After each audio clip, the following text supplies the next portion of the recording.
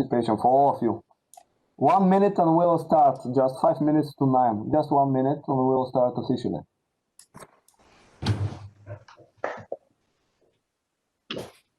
So, it's 5 minutes to 9. Dear colleagues, it's my pleasure and honor on behalf of the organizing committee to welcome you to the first Varna DBS Symposium. In fact, this event can also be called the first Bulgarian DBS Symposium because it is the first of its kind in our country. However, due to the COVID-19 pandemic, the form of the event will not be the classical one in an auditorium, but virtual with online presentations and communications from Varna, Bulgaria, Pech, Hungary, Freiburg, Germany, and Novosibirsk, Russia. I'm happy to present to you our distinguished faculties, which are world-renowned experts in the field of DBS treatment. In alphabetical order, these are Professor István Balázs from Medical University of Pech, Hungary. He is a famous neurosurgeon. Professor Volker Könen from the Uniclinic Freiburg, Germany, Medical University of Freiburg. This is one of probably the best German DBS specialists in the field. Neurosurgeon Dr. Natalia Denisova, presenting the experience of the Federal Center of Neurosurgery of Novosibirsk, Russia. This is a wonderful, amazing hospital in Russia with a huge experience, neurosurgeon. Professor Norbert Kovac, neurologist, our very precious neurologist. Professor of Medical University of Pech, Hungary. Dr. Mikhail Tsalta, neurologist from Varna, and me will present our initial experience from a neurological and neurosurgical point of view. This event is financially supported by the Ministry of Education and Science of Bulgaria via the National Program European Research Networks. It's important to note that the establishment of up-to-date DBS Center in Varna is largely the merit of the former rector of Medical University of Varna, Professor Krasimir Ivanov, and the former director of University Hospital St. Marina and current rector of Medical University of Varna, Professor Valentin Ignatov.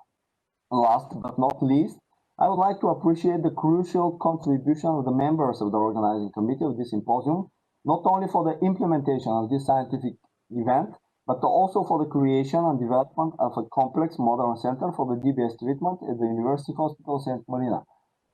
These are Professor Silvan Donlan, the current director of University Hospital St. Marina Varna, and head of the second clinic of neurology, Professor Ara Kaprelian, the head of the Department of Neurology at Medical University of Varna, and also the head of second clinic of neurology, and Professor Anton Tonchev, which is the director of the Scientific Research Institute of Medical University of Varna, and also the head of the Department of Anatomy.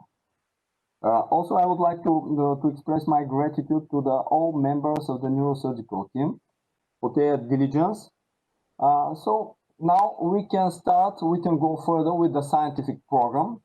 First in the program, we'll start the program with the lecture of Professor Balázs, the DBS for Parkinson's disease, surgical technique, summary of guidelines, and local experiences in Pech, Hungary.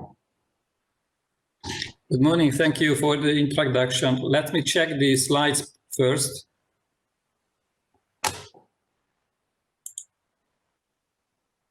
Can you see that? No. You must share. There is a button share. Yeah. At the bottom, when you have share, you must click on the screen that you would like to see.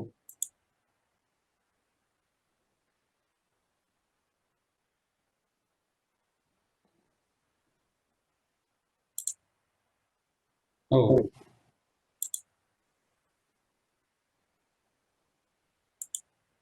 This is my share. Can you see that?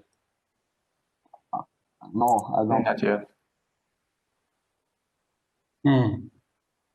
I am sharing it. It was working last time. Share. Once again. Yeah. It will work. Yes, it's starting to share content.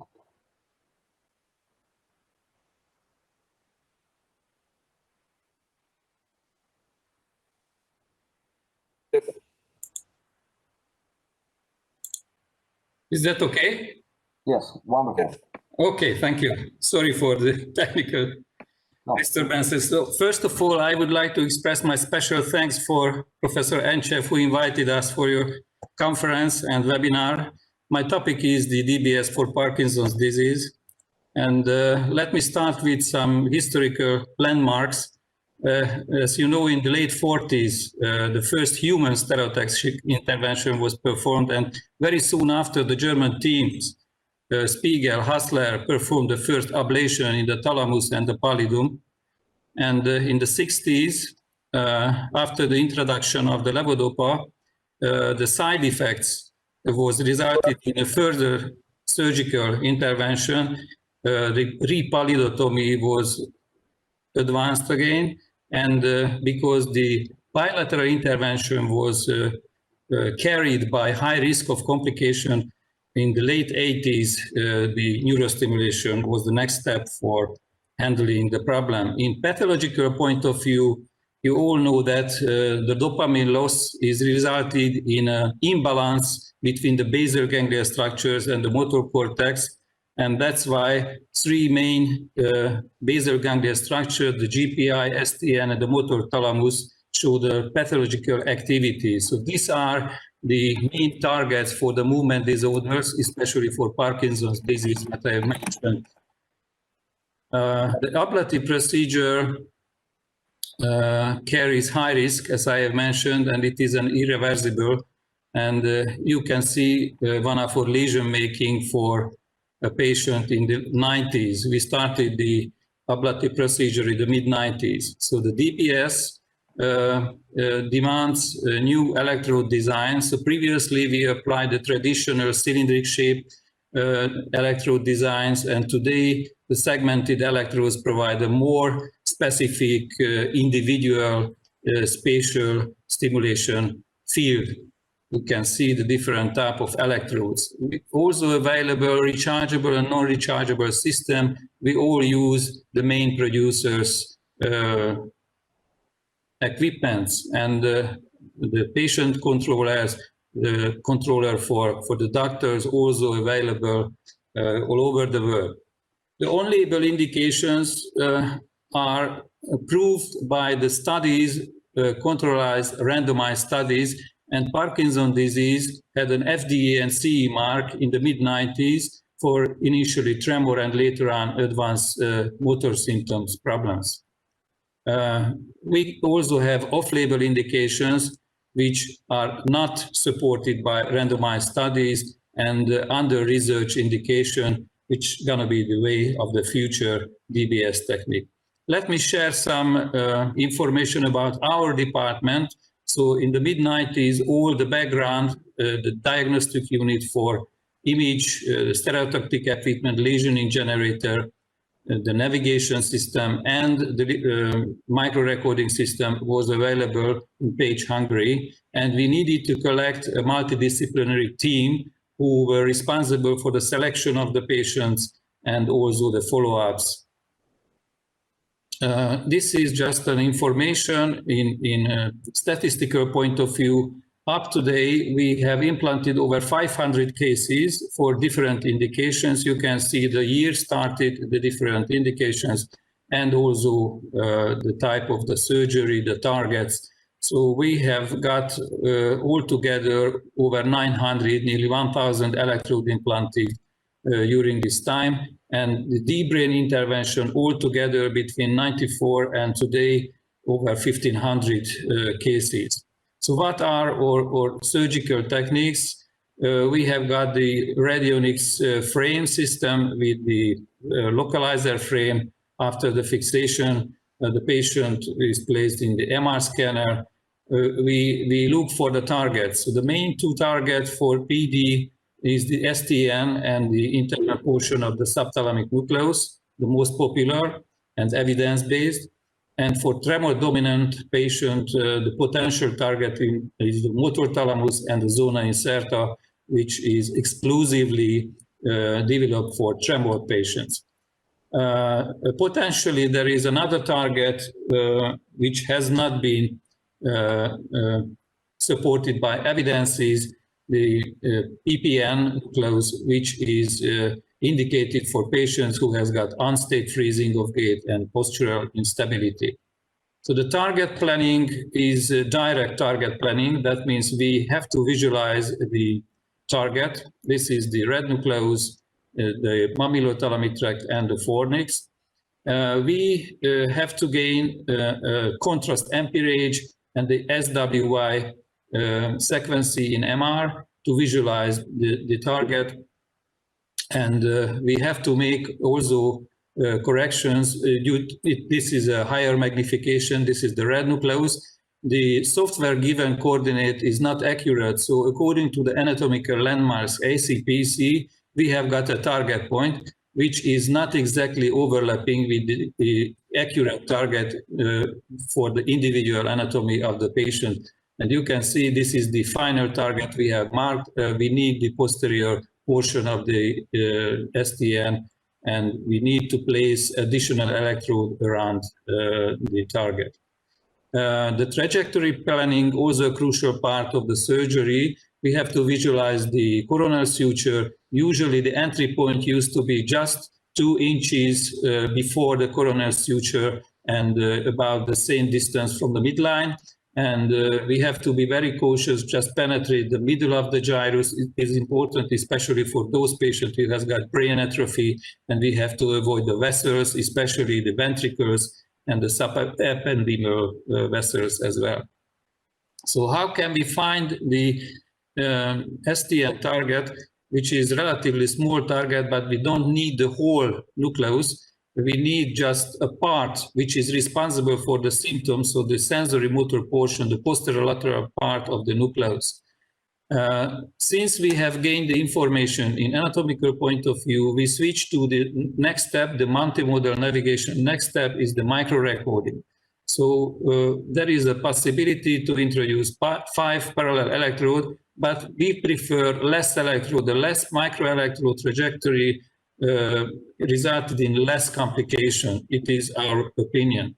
With the micro-recording, we finally can delineate the nucleus, the neighboring structures, the border cells, and so on. This is a typical tremor case who has got rhythmical burst activity originating from the VIM nucleus, and this is the tremor sensor, just runs parallel with the burst rhythmical activity.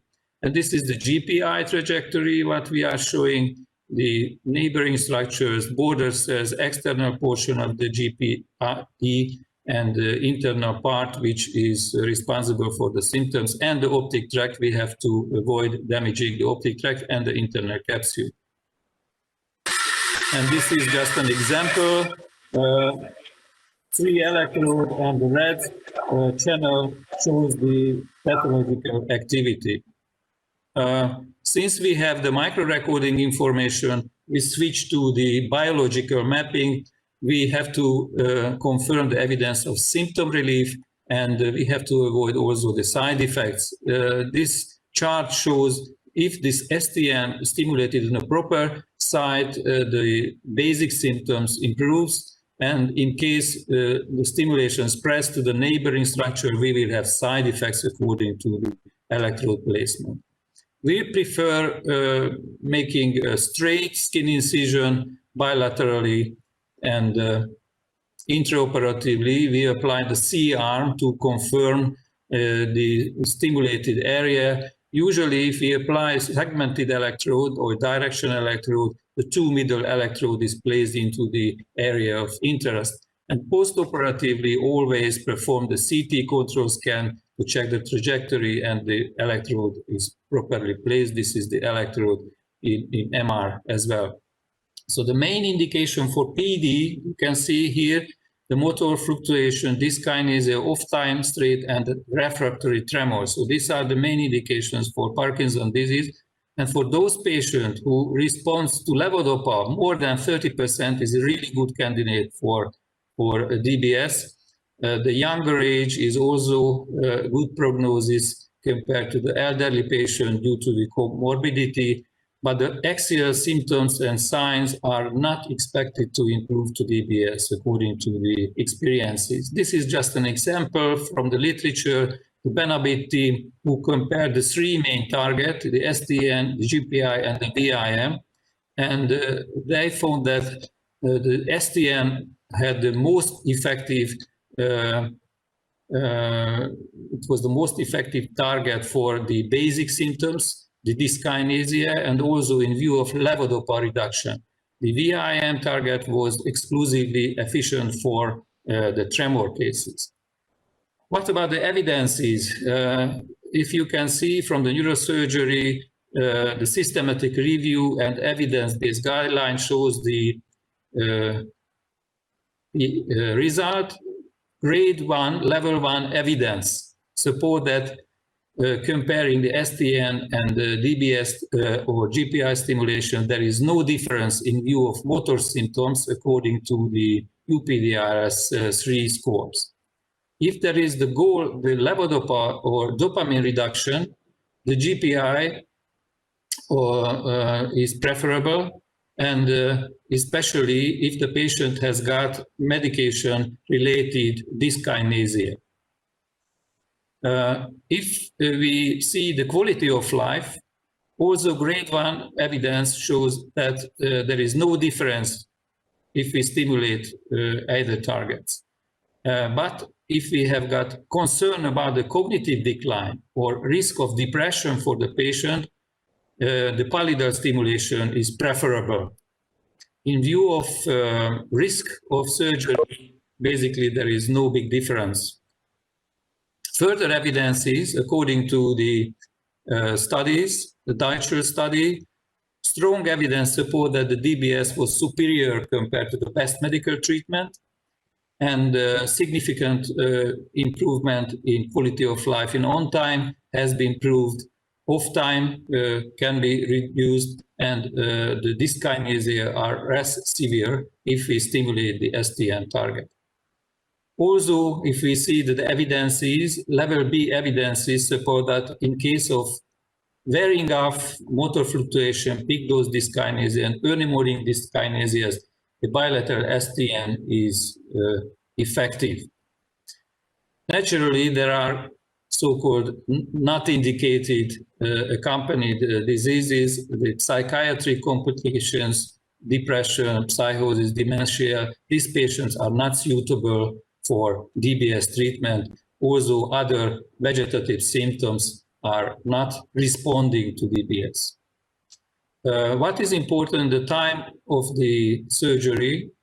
In case the patient has got only mild symptom, we have to accept the surgical risk. So that means the surgery is too early. In case we operate too late, because if we operate too late, we cannot improve the symptoms like freezing, dementia, and psychotic symptoms, and postural instability, which is not responding to the stimulation. So the moderate symptoms with dyskinesia and ono fluctuations, wearing off, this is the best time for surgery.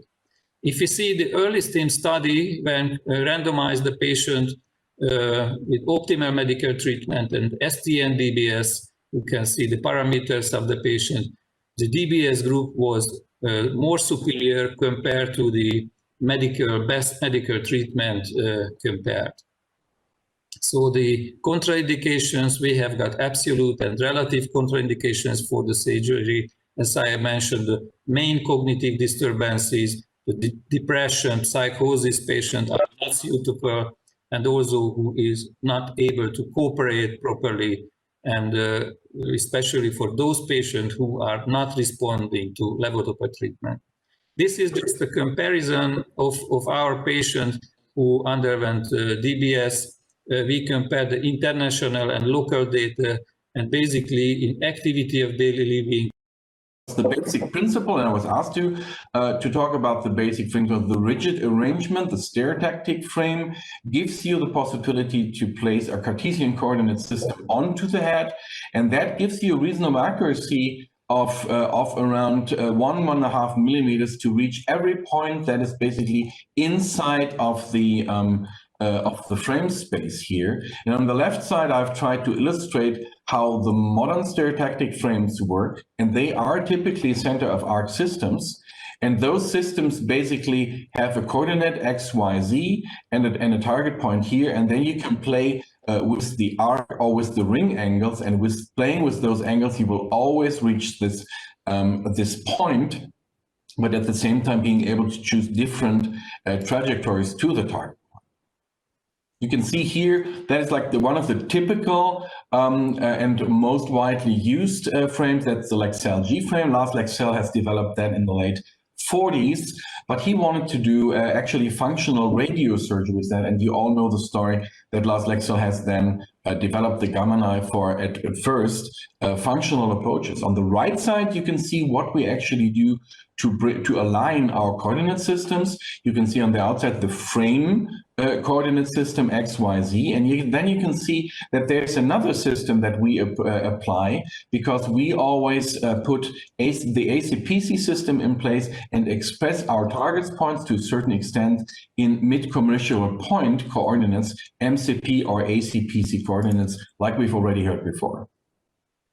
This might be an important thing, because like in German language, there's only the term Genauigkeit, but actually in the Anglo-American terms, there's something that's called accuracy and precision, and they need to be equally correct in order to be able to do good stereotactic neurosurgery.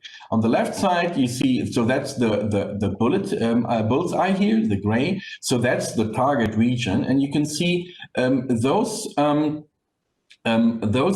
placements here, or those shots, if you like, they're not precise and not accurate, because there's not a good retest version, because they are somewhere all over the place, and they're not hitting and not placed equally on the gray, on the bullseye. These ones here, they are probably accurate somehow, but there's a huge variability of the target, of how the target has been reached here. In the next case here, you see there's a high precision, so a high retest repeatability, but you will always hit the wrong spot. But in order to transfer this here to this here, that's actually what you want. You need to know all our systems have a certain lack of accuracy, and you can actually calculate for each frame the lack of accuracy. And Ludwig Swinzo has actually shown us very nicely 10 years ago how to do that, and then you will hit precisely and accurately the target region, and that's what you actually want. Now, I can skip this part because we've talked about deep brain stimulation, but let me use this here in order to show what the fundamentals and the ideas about what we're in Freiburg now doing is. So you have that huge electrode placed somewhere in the a ganglion or in a cell group, nervous cell groups. So that's the nerve cells, and that's the axonal structures and dendrites here, and most of them are myelinated. And what you then typically do is you place in there an electric field, and I've tried to just express that as a sphere here, which is certainly not correct, but it's okay for the picture here. Now, we used to think, because the symptom reduction looked very similar, that we are doing an electrotonic inhibition of the target region. But later we found out, and that's basically electrophysiological work, but also the work from the optogenetic groups around Viviana Gradinaro and Carl Dytherot, that we're actually doing axonal activations most of the time. However, there's also some network effect when activating those axonal structures, and a lot of things need to be cleared up. But what we know at this moment in time, that typically axonal myelinated structures are activated, and then it depends on the environment, if you're in a hub region or where you are, what the clinical effects are going to be. Now, we're coming from a world where we typically look at gray images, certainly images that look a little bit like this on the left side here. You can nicely see the subthalamic nucleus. You would find out where the dorsolateral part of the nucleus is, which we think, or which we know is the motor part. You can do higher resolution imaging now. Some groups work with 7 Tesla images. This is an ex vivo image from a brainstem. You can see how it's prepared out at 9 Tesla from the Duvernois up. So we are used to do direct targeting to gray images.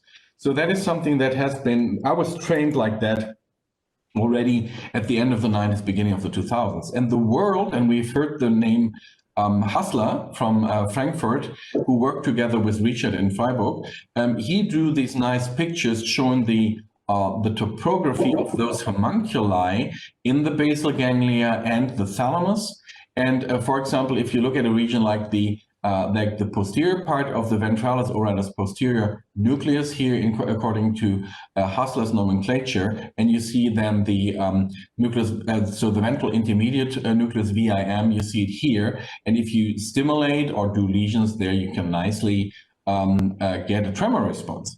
And I've tried to draw this here. So that has to do, already has to do again with fibers. And at that moment in time, and that's again 12 years ago, we wanted to look, can we see those fiber connections? Because we knew now that we would do axonal stimulation.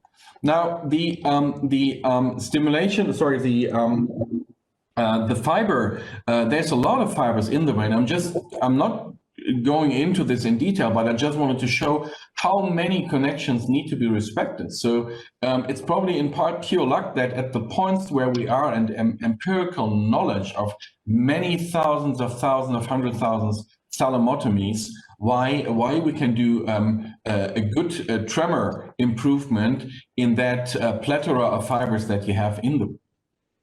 Now we can do a measurement of the fibers non-invasively. If you look on the left side here, you see a sphere. That is basically Brownian movement of molecules and the likelihood expressed in the distance those molecules would travel. So if you have no restrictions to either side, no gravity, a reasonable amount of temperature, then you would expect that the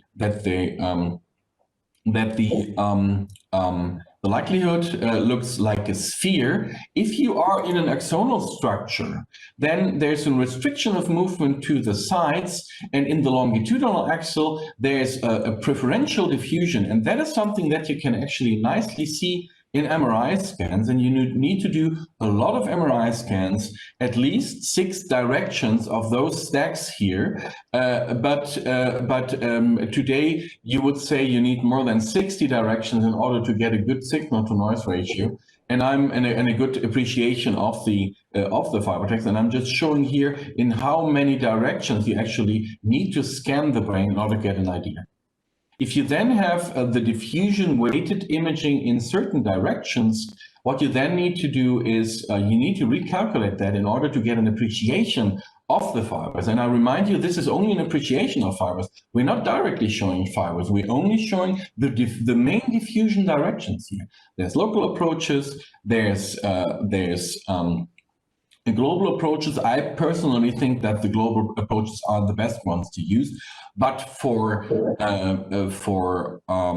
surgical needs, in most of the navigation systems that today have DTI capability, they use deterministic tractography, which is a local approach. Here's again shown what I showed before, and the reason for the slides is to illustrate that fiber tractography can over or underestimate the size of the fiber tract, which you really need to understand. This is not anatomy, it's infrastructure of anatomy. It shows diffusion, but you can draw conclusions on anatomy. We're not the first ones to use this in tremor. There's other people who have looked at the parcellation of the thalamus already, and they have already shown the dentatorubothalamic tract, also not basically like directly naming it like that. That's work from Tim Behrens and Heidi Johansenberg from 2005, and I just wanted to show that we're not the first ones. However, we were the first ones to show that the dentatorubothalamic tract identifies the tremor-reducing region of the thalamus. We do not know at this moment in time if the DRT only enters the VOP nucleus, or but like there's the publication by Sammartino from the Toronto group, and they have said this identifies the VIM nucleus. I'm not quite sure that this is correct. I think this more identifies the VOP nucleus, but this needs to be elucidated. But you can target those fiber structures if you know the reasonable accuracy of what you're doing. And there's actually histological proof about the correctness of this approach. This is a very nice paper from 2016 where they did ex vivo studies and overlaid that with tractography, which they also did on the dead brain. So that's a very nice anatomical proof that at least the projections that we show they are crossing, they are correct. And that leads us to limitations of the approach already. The deterministic tracking has a hard time to show the crossing of the DRT. And we know that there needs to be a crossing of more than 70% of the fibers. And the tract actually comes from the dentate nucleus. Most of the fibers cross under the ruber here, follow the superior cerebellar peduncle, are actually the main fibers that form it, cross to the other side, go along the ruber, enter the thalamus at this level here, and then there's a synapse, and then it goes further with the thalamocortical tract, and we've named that altogether the DRT, dentatorothalamic tract, or DRTT, as you sometimes find. Now, I'm a little bit running out of time, so I'm trying to speed up a little bit. We have shown that if you do traditional VIM surgery, so traditional awake thalamic surgery with testing the patient, and then at the end compare that with DRT rendition, then you can find that you will get a moderate control if you're too far anterior, and a very good control if the stimulations of those 11 patients in this group here, and shown on the group level, is basically located in that anterior third to anterior half of the DRT. That appears to be a very good thing. Again, this is not like a new idea. We're just visualizing ideas that our predecessors and colleagues before had, and they were thinking about that from the subthalamic region, fibers fan out of the caudal zona incerta and the posterior subthalamic region into the VIM nucleus. We've at that moment in time already expressed the idea that we would have one fiber tract that connects all of the stereotactic targets, which most of our colleagues today agree to. Others have reproduced that you can use the DRT as a direct targeting method in order to get good tremor improvement and find alike results for tremor surgery if you do DRT or VIM surgery.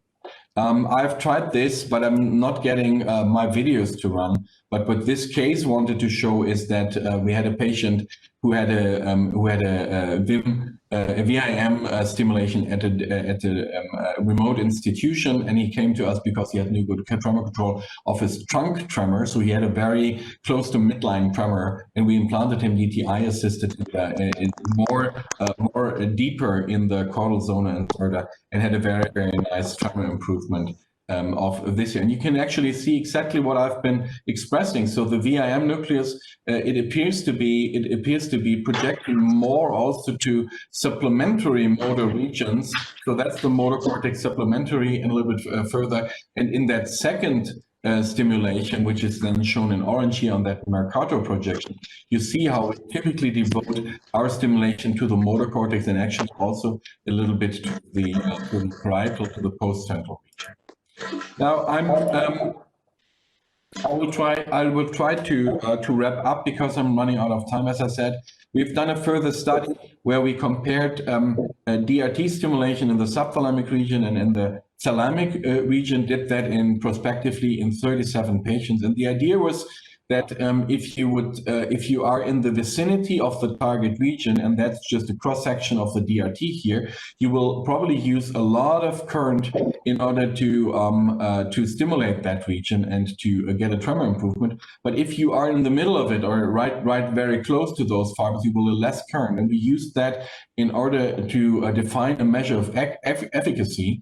And that measure of efficacy we simply call ticker, tremor improvement to current ratio, which means the tremor improvement on the table rated by 0 to 3, 3 being full improvement, 2 being 50% improvement. And if you do that and you then differentiate that with the milliampere that you use, or divide that with the milliampere used, you will get the ticker. And like full improvement here, you had a ticker of 0.75 per milliamp, here 3. So that's just like an efficacy measure.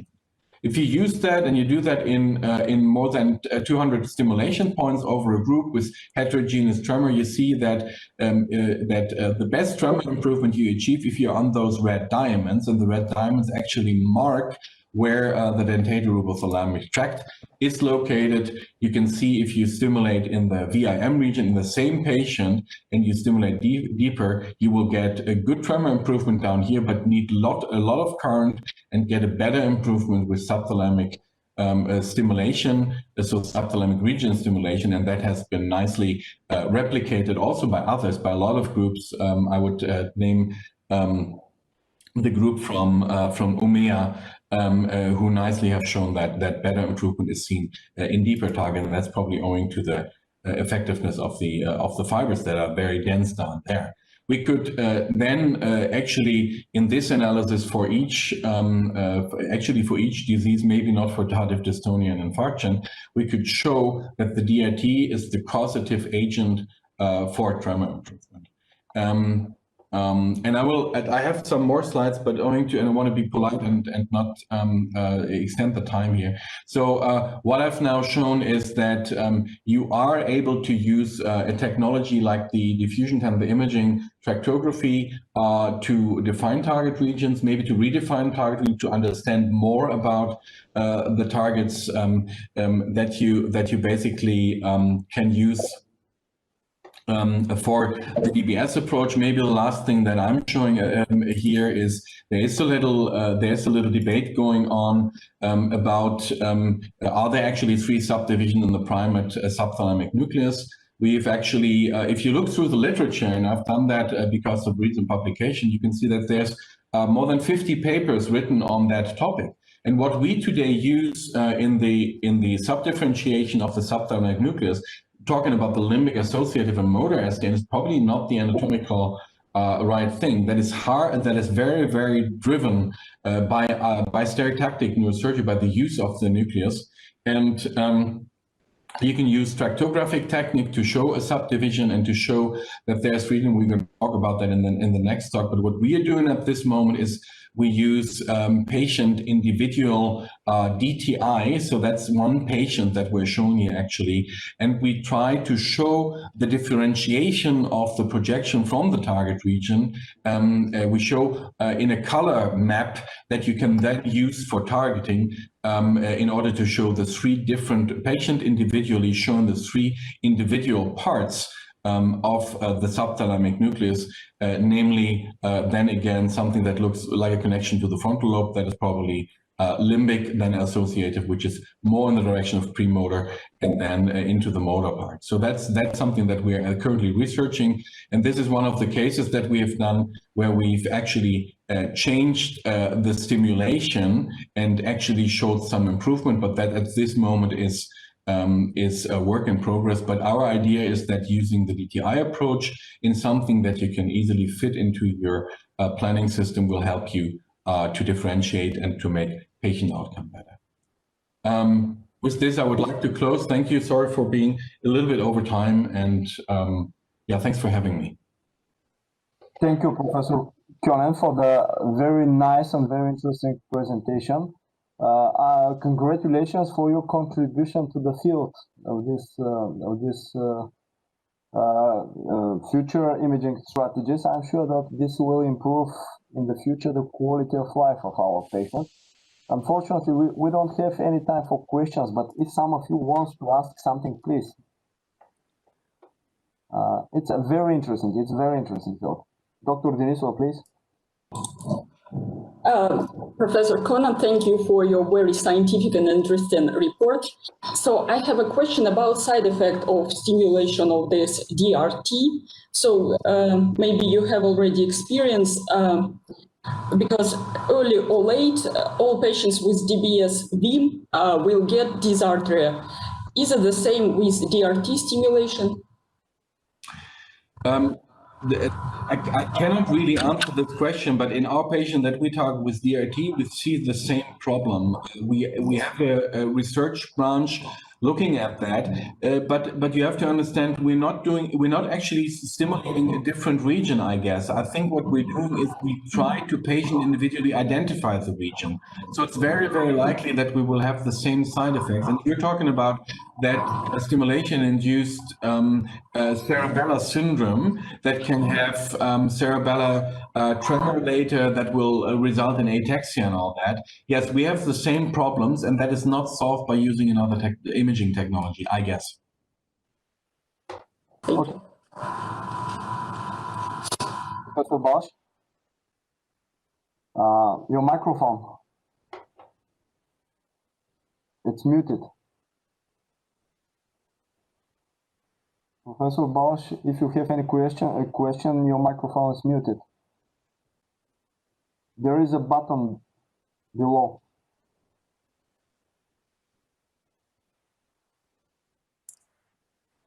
Yes. And now? Yes, it's okay now. Okay, thank you. Just for Professor Conan, congratulations for your presentation. Sometimes the VIM target is not easy because you cannot delineate an MR scan, brain scan, comparing to the STN, and not easy where to place the electrode. And do you exclusively place your final electrode according to the tractography information, or do you apply intraoperative stimulation as well? Or if you apply both, which one is the most preferable?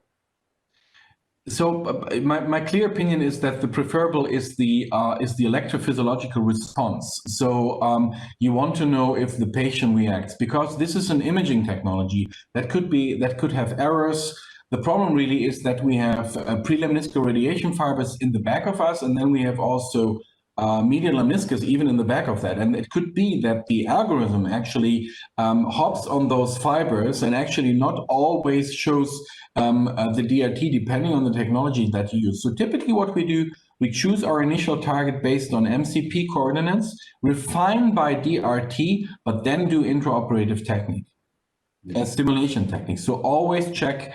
I have a research study going on where we do in 12 patients a sleep stimulation. We did that yesterday, and in 12 patients, the normal stimulation with the awake surgery with testing the patient, and we will compare them in a non-inferiority approach. But clinically, if the patient stands the stimulation procedure, which they normally do, we would always go for stimulation on the OR table, which I think is still ground truth and gold standard. Yeah. Thank you. Okay, thank you for the questions and for the answer. Professor Kovac, I beg your pardon for the delay, but you will have your time for the lecture. So the next lecture is the deep brain stimulation can preserve working status in Parkinson disease by Professor Norbert Kovac from Medical University of Pest, Hungary. He is a very well-renowned neurologist. Thank you. Good morning, everyone. It is my pleasure to being invited in this, hopefully not the last, but the first Varna DBS symposium. Can you see my slides or? Yes. Okay. So I would like to start with my disclosures that according to this study, I don't have any financial disclosure. And I would like to talk about, from a neurological perspective, can you see the slides? Yes, it's okay. From neurological perspective, that deep brain stimulation is very important to treating the movement disorders, especially Parkinson's disease. Like the previous lecturers, I would like to also start with a historical point of view. This is less known that the first description of the 4 cardinal symptoms, tremor, rigidity, bradykinase, and postural instability, was published in a Hungarian book in 1690. Papai Paris Ferenc was one of the best known medical doctors at the time. Unfortunately, he published his experience in Hungarian, so that's why it was not internationally recognized, but he was the first, probably in the world, who made a publication on the clear clinical symptoms of Parkinson's disease. So going back to the topic, I'm a neurologist, and I would like to care about my patients. And you know that the course of the Parkinson's disease is very long. It starts pre-clinical stages. It can last for a couple of decades. And we can diagnose at the moment Parkinson's disease by the motor symptoms.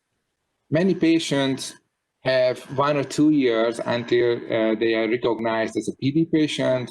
And in the early phase of Parkinson's disease, the symptoms can be controlled quite well with oral medications, sometimes monotherapy, sometimes combination therapy. And later on, unfortunately, the efficacy of oral drugs vanishes and wearing off, and motor complications, on-off fluctuations, dyskinesia develops. And this is the cause of Parkinson's disease, which at the moment cannot be improved. We don't have a therapy to slow down the disease progression, and we don't have a single therapy which can prevent the motor and the non-motor complications and the worsening and the development of levodopa-resistant symptoms. So, as a neurologist, I would like to highlight that not that the motor symptoms, but the socio-occupational functioning, the health-related quality of life of the patient would be improved. In the first years, many of our patients, especially the young patients, have good working abilities, and as the disease progresses and the symptoms become worsened and the efficacy of the oral drugs vanishes, sometimes they lose their working abilities, but our aim should be the first to improve the social occupational functioning of the patients. If the patients want to be active and want to work, we should try to the best medication options or the treatment option to preserve their working abilities. This is a very old slide. It has been published 14 years ago by NHRAG, and I think there are too many papers on that, that Parkinson's disease produces early retirement and worsening of the socio-occupational impairment. And many of the patients who develop Parkinson's disease lose their job in 5 years after disease onset. And if the PD patient is young, less than 45 years, it can be a little bit longer. If the patient is over 55, it's much shorter, sometimes 1 or 2 years when they lose their job. We know that deep brain stimulation, as it was highlighted by Professor Balázs' lecture, is class 1A treatment of Parkinson's disease. We have lots of multi-center randomized control trials, for instance, the German and the US-based trials. They use subthalamic DBS or the combination of subthalamic DBS and GPI DBS. And what they found that the motor improvement of the patients can be dramatic. If we look at, for instance, in the German study led by Professor Deitcher, the motor score improvement is approximately 20 points. It's a huge and dramatic improvement in the motor symptoms. And this is associated by a large improvement by the quality of life scales in the PDQ-39 or PDQ-8 scores, improves also approximately 10 points. So we do have a very huge and very dramatic efficacy in the case of S10-DBS. If we look at the meta-analysis, we can see that nicely that all the studies are congruent, that deep brain stimulation has a very huge and highly effective efficacy on the motor symptoms of Parkinson's disease. If we look at the guidelines, for instance, I included the Movement Disorder Society guideline, which was published a couple of years ago. It's repeated the same, that deep brain stimulation is recommended for drug-resistant tremor and motor and probably non-motor complications for the patients if they cannot be treated orally. I would like to highlight that the concept of early STIM is that if we do have a very nice and highly effective therapy for Parkinson's disease, why should not we deliver this therapy in earlier stages? I would like to show two of our patients who are relatively young, around their 50s. They were operated 2 years prior to videotaping for deep brain stimulation. And what happened? Both of them have a clinically good motor outcome, but one of them became a care home resident. The other patient who was operated 10 years ago still active, and he still works as an electrician. So what was the difference between them?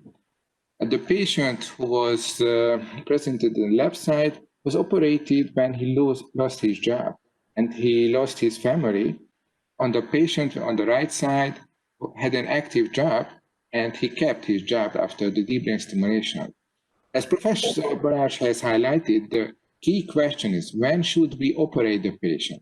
If we operate too early, that is probably not good because we put the patient on the risk for surgical bleedings, infections, and hardware-related problems. If we operate too late, then posture instability, freezing, dementia, psychotic symptoms, which are commonly called as levodopa-resistant symptoms, develop.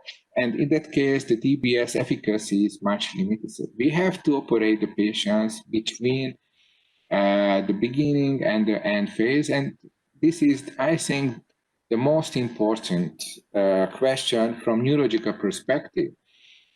Even in the early 20s, Professor Anton Lang, who was at the time the leader of the Movement Disorder Society, published a viewpoint article that sooner can be better than later. So according to this idea that we should operate the patients earlier than when we operate at the moment, and probably they could have a better outcome.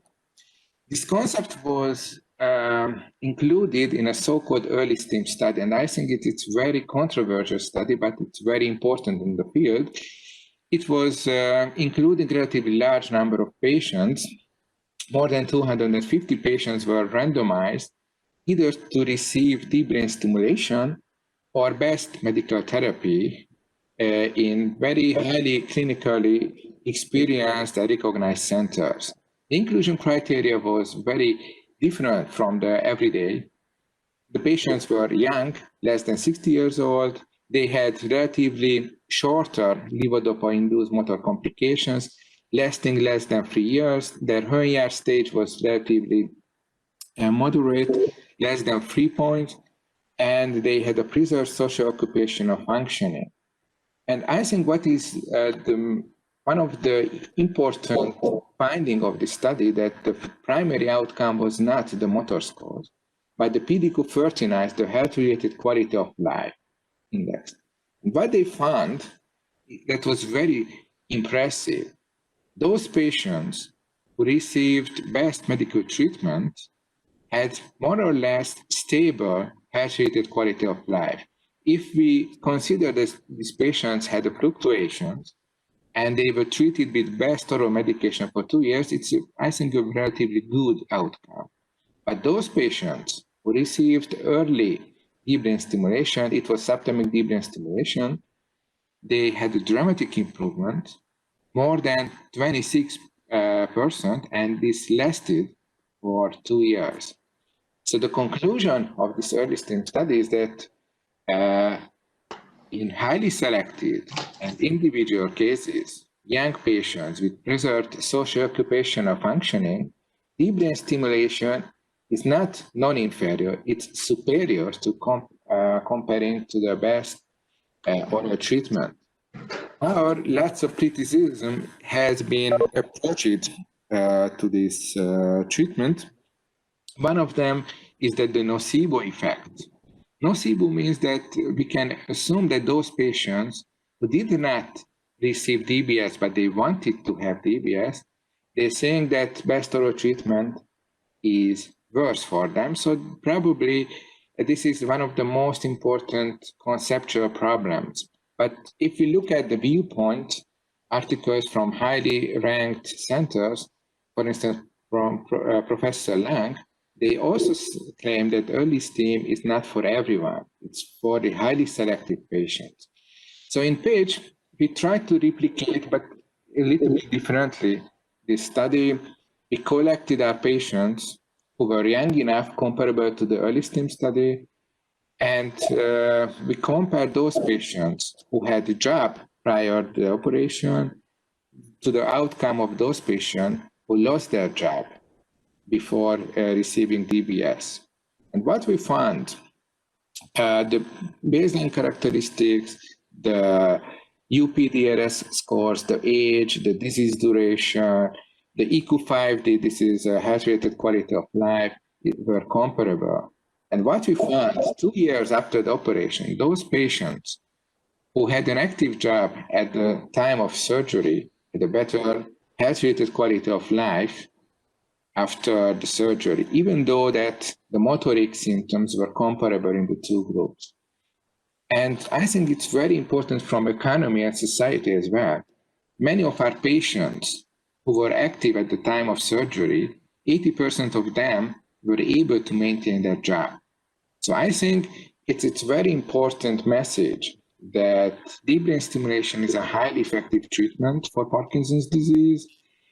The DBS should be applied in individual cases, especially the individual, those patients who have an active life, who are young enough to try to improve their health-related quality of life and help them to preserve the working abilities. For instance, in PAGE, when we started the DBS, the average disease duration was more than 15 years.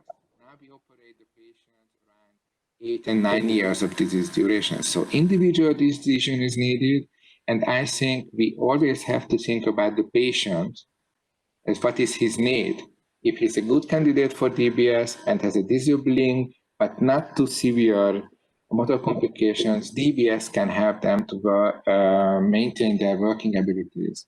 And I think the most important key is the right patient selection. And for patient selection, the team, including neurologists, neuropsychologists, pediatric neurologists, neurosurgeons, psychiatrists, PD nurses, and also neuroimaging techniques are warranted. I would like to thank your attention. If you have any questions, just let me know. Thank you so much for this interesting and very meaningful lecture. Any questions from the colleagues?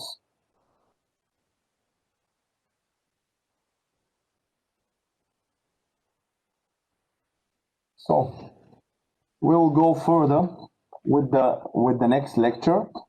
This is the deep brain stimulation in Parkinson's disease, patient selection and initial experience in Varna, Bulgaria by Dr. Mikhail Tsalta from our university hospital. Dr. Tsalta. Hello, and thank you again for the invitation. We couldn't see you. Could you please switch on start on your video? Yes, it's nice. Perfect. Yep.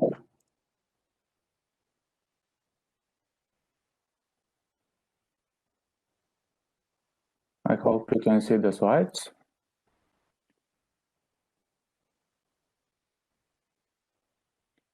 Okay. So as an introduction, we don't have any registry about Parkinsonian patients in Bulgaria, but yet with epidemiologic data, about 13,000 patients are with this disease in Bulgaria. And as you know, there are two centers, one in Varna and one in Sofia, and we expected only patients from the eastern part of Bulgaria, but actually we have from much bigger part of the country. In 2018, actually, the multidisciplinary team for deep brain stimulation was formed. Of course, these are not the only participants. We have radiologists, nurses, which also help. And this is the timeline how everything went in Bulgaria. First with 2 trainings, one in Bern, Switzerland, after that in Pécs and Budapest, Hungary. After that, we had a lot of time to wait for reimbursement of devices and actually the first surgery. And at the moment, we have already 6 patients who are on DBA stimulation and 6 more who are awaiting for their DBS implantation. So it's hard to talk after such good lectures about targets, them and the internationally accepted indication. But again, we have to highlight that DBS should be done in a certain part of the time.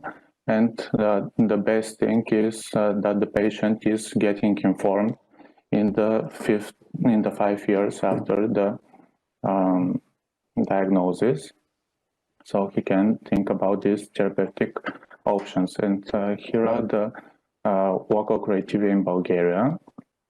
The patients must have at least 5 years duration of Parkinson's disease, presence of severe symptomatic lack of effect of optimal parallel medication, duration of off periods more than 2 hours, dyskinesia.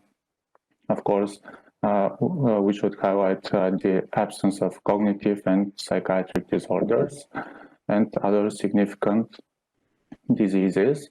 So here's the way of the patient. First, patients are being screened by general neurologists or neurosurgeons. Then they are referred to the DBS Center for consideration, where we generally divide the patients in good candidates and those who are poor candidates for the procedure. And after that, the decision for the procedure is taken. Of course, there is no internationally accepted preoperative screening protocol, so each center prepares one for the center itself. So we start with the clinical evaluation. The first thing is, again, to verify the diagnosis of idiopathic Parkinson's disease, but not Parkinson post syndrome. So we have to wait at least 5 years for this. And again, the levodopa challenge is crucial for this because we have to investigate the patient in his best on state, and after that in off state with withdrawal of levodopa medication for 24 hours and at least 48 hours for dopamine agonists. After that, we should again verify the major indications. Early STIM is, as Professor Kovac said, in order to preserve quality of life, but it is not an option currently in Bulgarian, and we have to judge for a large number of possible contraindications in each patient. After that, we have to make a detailed explanation to the patient and his relatives, so they can have realistic expectations for the procedure and the symptoms which can be improved and undergo blood samples, electromyography, where you can see in tremor predominant form the classic pattern of Parkinsonian tremor. That scan is an option in order to determine the Parkinsonian syndrome, and of course magnetic resonance imaging, where the most important sequences are T1 with contrast and SWI in order to have a good image of the basal ganglia, as well as the field of view. It should be large enough with all the structures of interest. And here is how the T images looks on 1.5 Tesla MRI and the SWI images on 3 Tesla MRI, where we should focus for the correct nucleus and substantia nigra. And after that, we start with different questionnaires, measuring tools in order to check the severity of Parkinson's disease. These are the MDS-UPDRS score, where the third part, the motor part, is the most important one. After that, we have modified Chopin-Tinguant activity daily living scale, Cohen-Yar scale, which is actually not on contraindication, but all the patients currently are with third stage at least. Non-motor symptoms, Parkinson's sleep disease. We can also use patient's diary. After that, we have neuropsychologists and psychiatrists who helps us with the cognitive assessments, where the mini-mental test is crucial. Points below 24 are actually a cutoff for the patient. And here are listed the other cognitive assessments, which are regularly done in our department, and the neuropsychiatric tests for depression, anxiety, and of course, suicide intentions. Those patients should not have such, of course, and quality of life assessments in order to follow up these patients and check what's happening with their quality of life.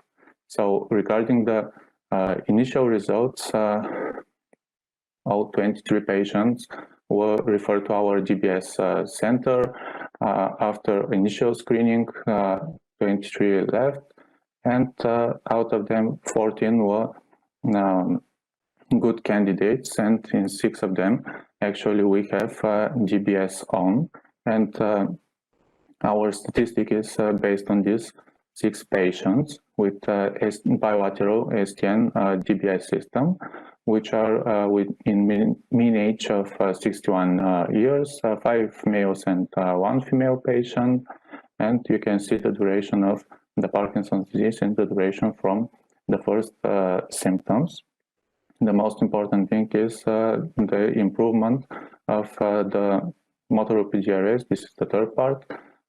In off period and in on period before the surgery, on medication, and we found an improvement of about 50%, which is a very nice improvement and indication for good results.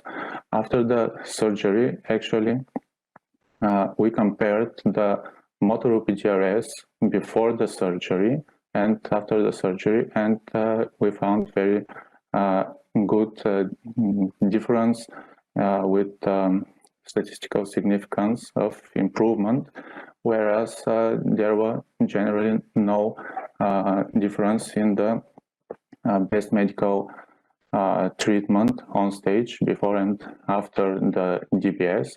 And of course, there is a rule that DBS can achieve the best levodopa results regarding without the resistant tremor.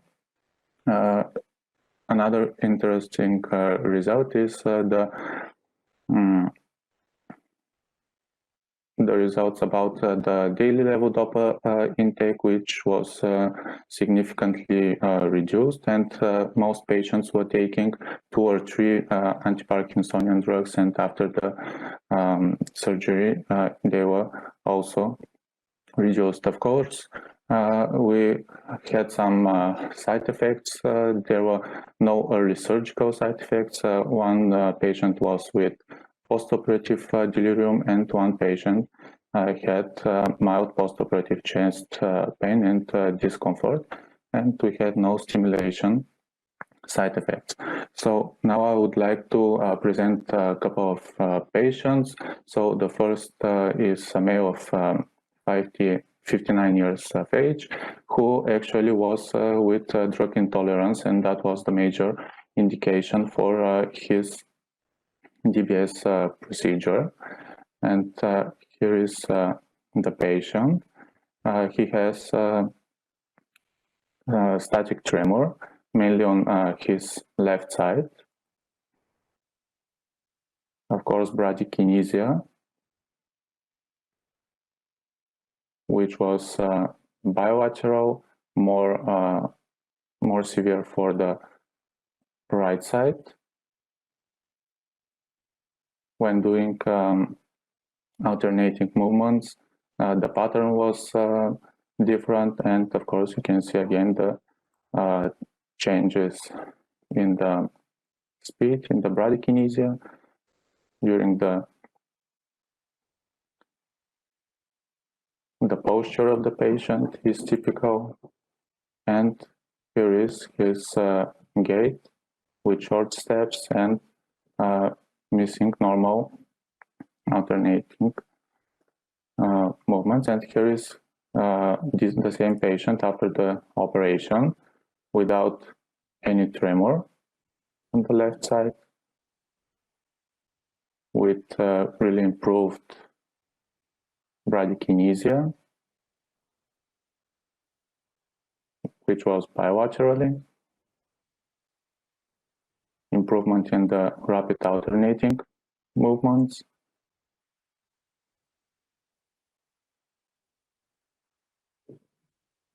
the gait, the position of the patient is also improved, and his gait is much better. And actually this patient is still actively working without any complaints in his free time. The other patient is 54 years female, which was who was on optimal levodopa dosages and mainly rigidity bradykinetic form of Parkinson's disease. This is very hard to be seen in these videos because rigidity is mainly felt during the investigation, bradykinesia, but when we go to the gait, you can see the differences in the difficulties in turning, and even she has at least 40 to 50 seconds to turn around. And after that, the gait goes with really short steps.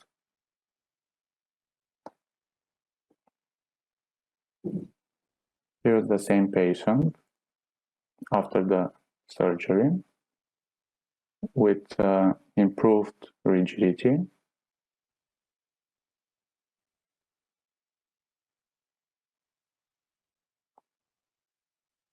And here's the gait of the patient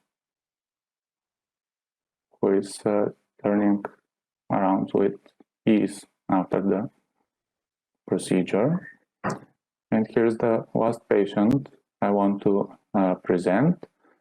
He is actually a 60 years age patient who was again on triple combination with optimal levodopa dosage.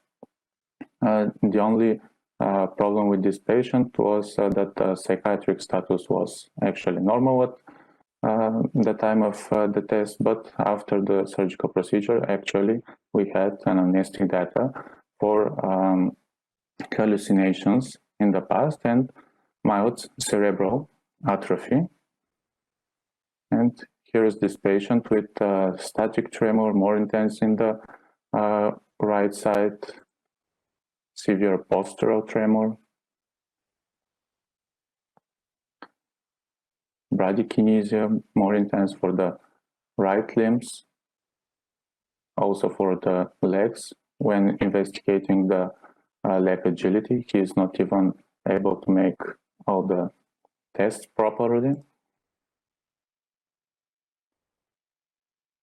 In his case, we had postural instability. He was not able to maintain the posture on his own, and here is his gait with short steps and intensifying the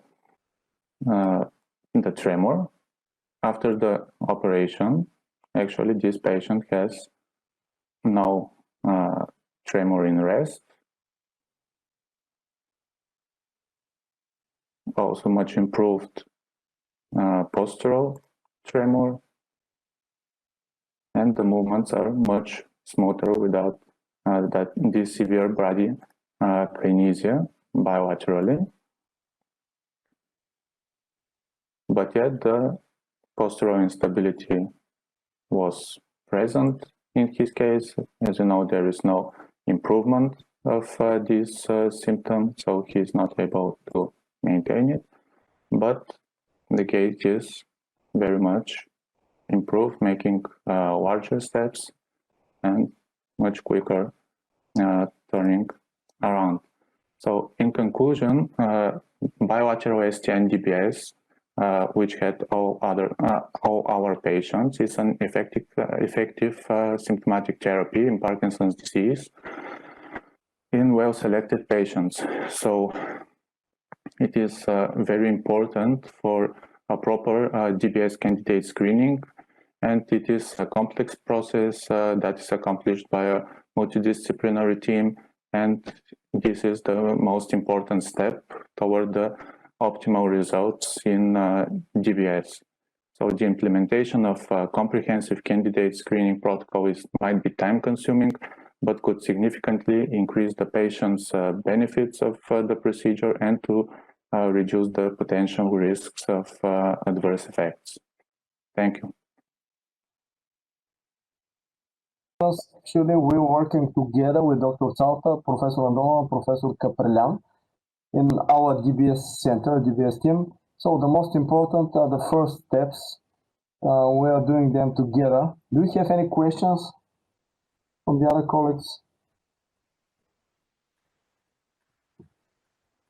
If you don't have any questions, because we are short of time, I would like to invite Dr. Denise Love from the Federal Center of Neurosurgery of University of Russia to present her lecture entitled Complications of DBS.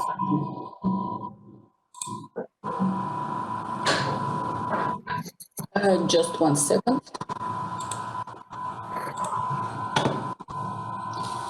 So, first of all, I want to thank Professor Yenchev for organization of the symposium and for inviting me to participate in it. So, my presentation is about complications of DBS therapy and DBS surgery as well. I would like firstly to remind where Russia is, and so my city is situated almost in the center of country. And I'm a neurosurgeon, and I work in Federal Center of Neurosurgery in Novosibirsk. And our experience is not so big. We have in total 181 patients with implanted DBS systems. So 95 of them are males and 86 of them females. Mean age is 52. And additionally, we have 49 IPG replacements. Majority of them were done because of battery end of life. And for these 7 years, we have total percent of complications is nearly 30%. So DBS has its specific complications, and I would like to divide them in 3 main groups. First group, surgery-related complications. Intracranial hemorrhages is the most serious and most dangerous complications. Pneumocephalus.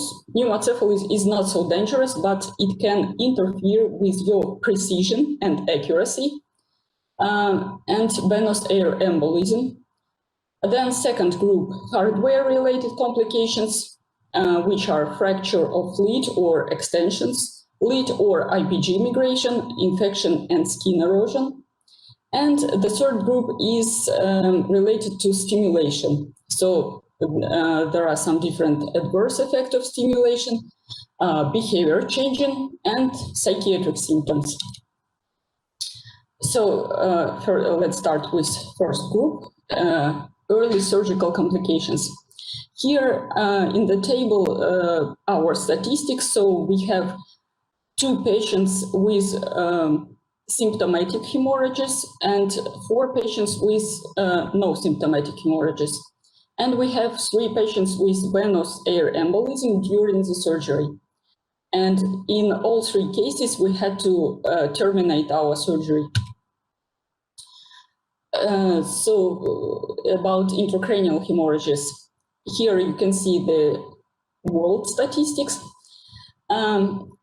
you can suspect that there is hematoma or bleeding from the site of your implantation if you see some blood on your microelectrode or on your cannula. If the patient has, so he became conscienceless, or he has some neurological symptoms such as anisaccharia, hemiparesis, or aphasia. Of course, if you do your DBS under local anesthesia, because under general anesthesia, you will see only probably anisaccharia. And if you do your microelectrode recording, you can see sudden bioelectrical silence. So there will be no signal anymore. This is a CT scan of our patient. We got this huge hematoma, and yeah, we couldn't, of course, continue on DBS. And patient firstly complained that he has some weakness in his arm, and then he became conscienceless. And then we saw this hematoma on CT scan. And unfortunately, this patient was discharged from our hospital in vegetative state. So this was the most serious complication. I mean, after DBS surgery. Also, some hematoma can be revealed only after surgery. So it can be, of course, neurological symptoms, headache, seizures, loss of consciousness, or no symptoms. So there are two scans, again, of our patients. This scan was done in a patient, and we saw that our trajectory was done through ventricle, and that's why we got the blood in the ventricle. But fortunately, patient didn't have any neurological symptoms. He just had headaches. And this patient is quite interesting. This CT was done on the 4th day after surgery. Of course, we have done it right after surgery and on the 2nd day, but only 4th day we could see blood. And on the 2nd day after surgery, this patient had 2 generalized clonic seizures. And we couldn't actually understand why, because she didn't have any seizure anamnesis or something. And on the 4th day, it became clear that there was some blood in the sulci. But the patient was okay, so she has never seizures more, and she doesn't take any anti-epileptic drugs. So if you see or if you suspect bleeding, what to do? So you should keep cannula inside, wash it with warm saline, and if you discover the blood on your microelectrode, it's better to substitute it with electrode, like the lead from the system, because it will bring some pressure to small vessels, and you should leave it for 10 or 15 minutes. If there are no symptoms, you can go ahead with your surgery. If you see neurological symptoms, just stop your surgery and go to CT scan. And depending on what you see on CT scan, you should decide if it's necessary to evacuate hematoma or to put external ventricular drainage. How to avoid this dangerous complication? So, of course, planning of electrode trajectory is very important. You should avoid sulci, avoid ventricles. Some authors recommend to do MR or CT angiography, which you can fuse with your T2 MRI, for example. Well, it depends on what MRI you use. I mean, T1 or T2 for your planning. Actually, we did earlier CT angiography and we've used it, but in this patient with huge hematoma, we also did fusion with angiography, but as you can see, it didn't help a lot. So now we don't do angiography. So it's better, of course, minimize amount of electrode tracks. routinely we use only 2 tracks, it's central and anterior, and avoid microelectrode recording. Well, if it's possible, of course. In our hospital, we tried to do some patients without microelectrode recording and using O-arm intraoperative. So the results were comparable, and we seriously think about changing our tactics probably. But so far, our neurologists are, how to say it, they're interested to participate in surgery. They want to see effect. They want to see side effects and clinical effects. So they insist on microelectrode recording. And of course, it's important to support normal arterial blood pressure during surgery and in the early period after. And when you select your patient, you should think about tablets which he takes, for example, anti-blood clot tablets or some coagulopathies. So you should reveal it before. Another complications is pneumocephalus. So as I already said, pneumocephalus can interfere to your precision and your accuracy because the air which is located subdurally, it can move ACPC, and so it can lead to wrong targeting. So, for example, during unilateral implantation, ACPC moves to control site. During bilateral implantation, ACPC moves posteriorly. And after resolving this air, electrode can go upwards till 3 millimeters. So it's a big amount, which can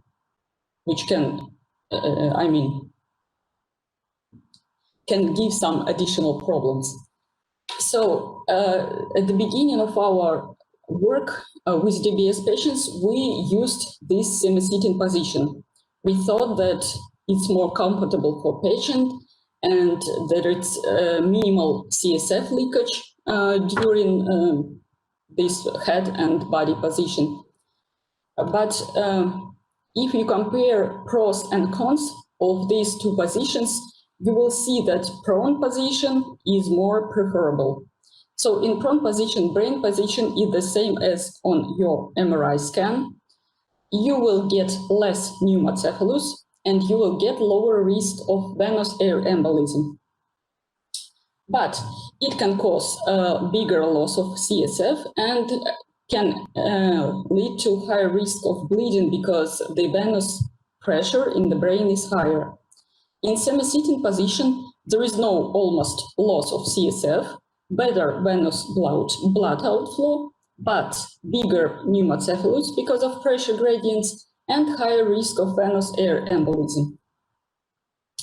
There are 2 CT scans of patients with similar age and with similar duration of the surgery, and you can see that in prone position, the amount of air is much less than in semi-sitting position. So how to avoid this air collection under dura matter? So it's better to prefer prone position and use some dural sealants. We use it right after implanting cannula, and then we close our burr hole with Avicel and sometimes Surgicel to try minimize your dural opening, minimize aspiration of CSF, and of course decrease time of surgery. So there is another very dangerous complication is venous air embolism. As you can see, that percentage in DBS and other stereotactic surgery is quite high. It goes till 4.5%.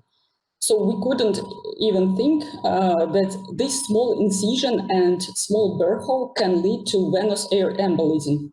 But we have 3 cases during surgery. all 3 cases were under local anesthesia, so patients were unconscious, and they complained on shortness of breath, chest pain, cough, decrease of oxygen. No, well, we saw decrease of oxygen saturation. Patients became agitated, and finally, one of them lost her consciousness.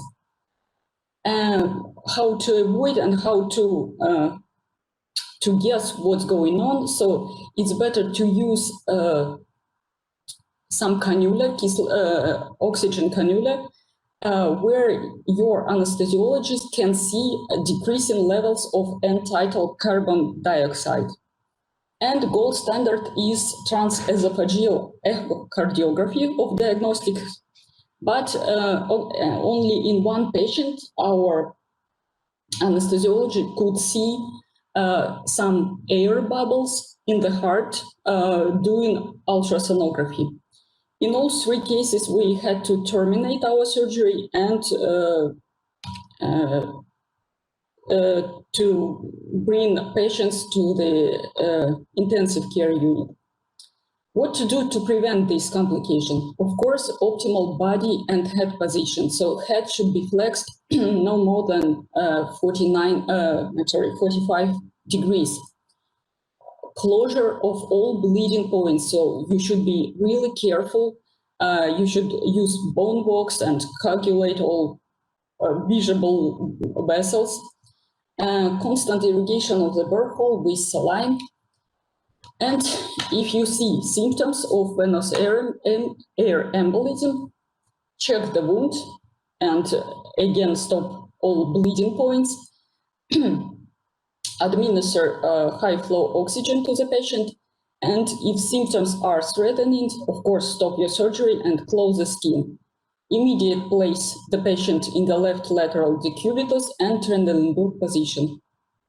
And if necessary, you should start cardiac resuscitation.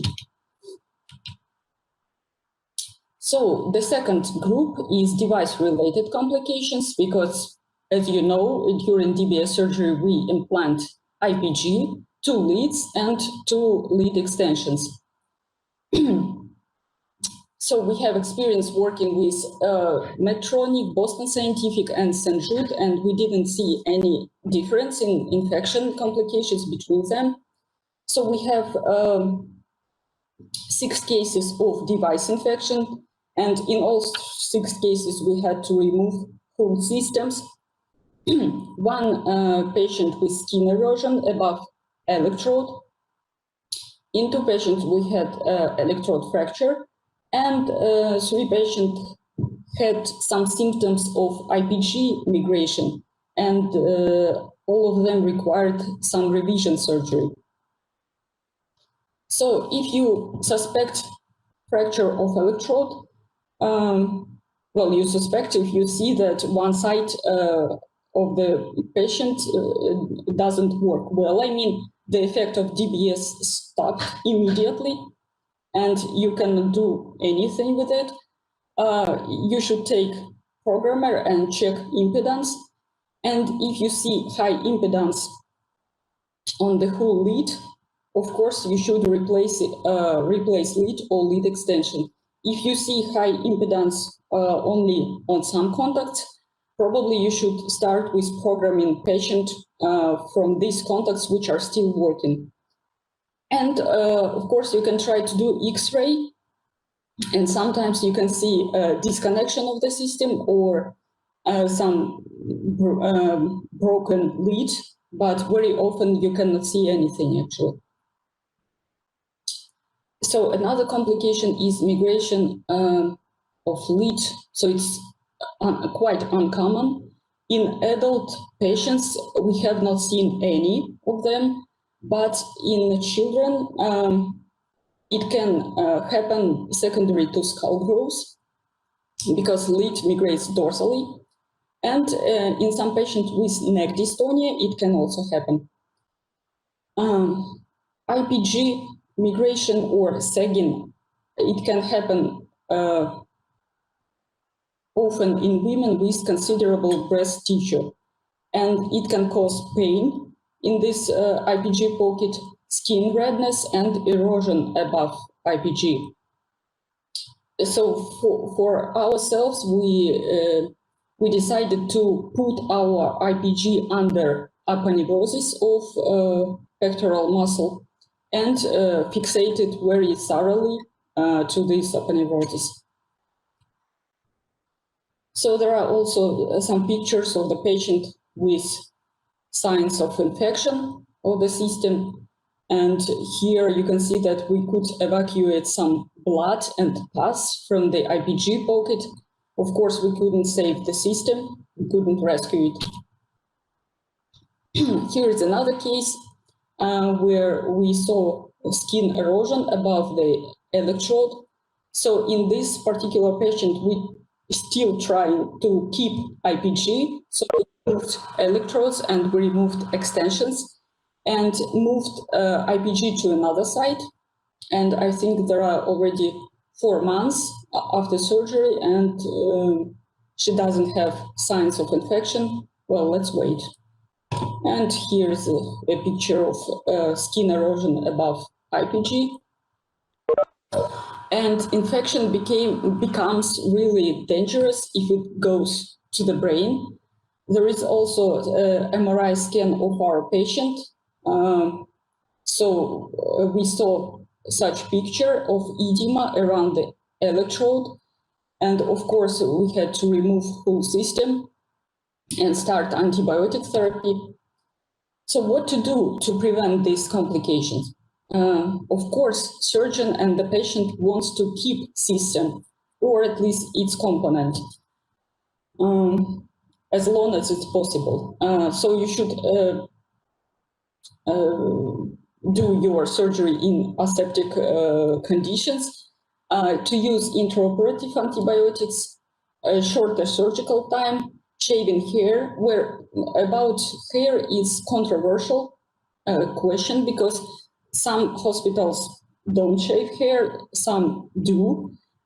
We decided for ourselves that we shave full hair, but as I know, there is no any proof of worsening of infections if you do DBS on the patient which was not shaved.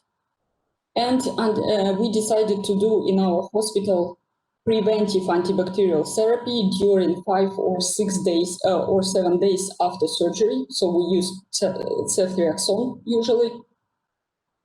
But unfortunately, we have already 2 cases of infection in those patients who already got this preventive antibacterial therapy. So what to do to treat, to try to rescue this system? Of course, if you see any signs of intracranial inflammation, you should immediately remove all the components of the system. In cases of superficial wound infection, start antibiotics and try to heal the wound. In cases of deep infection, when the implant is obviously infected, just remove the system or its component and start antibacterial therapy. If only some component of the system has been removed, administer some prolonged antibacterial therapy and monitor your patient. In our experience, in those patients where we were trying to keep some components of the system, in 2 or 3 months, we removed the rest of components because of infection. So, and the third and last group of complication is stimulation-related complications. So, there are some side effects of stimulation, dysarthria. We had it in 2 patients with beam stimulation. One patient had some apraxia of eyelid opening. It was STN-DBS patient. 4 patients has hypomania or depression symptoms, and one of them actually there was one suicide in our among our patients.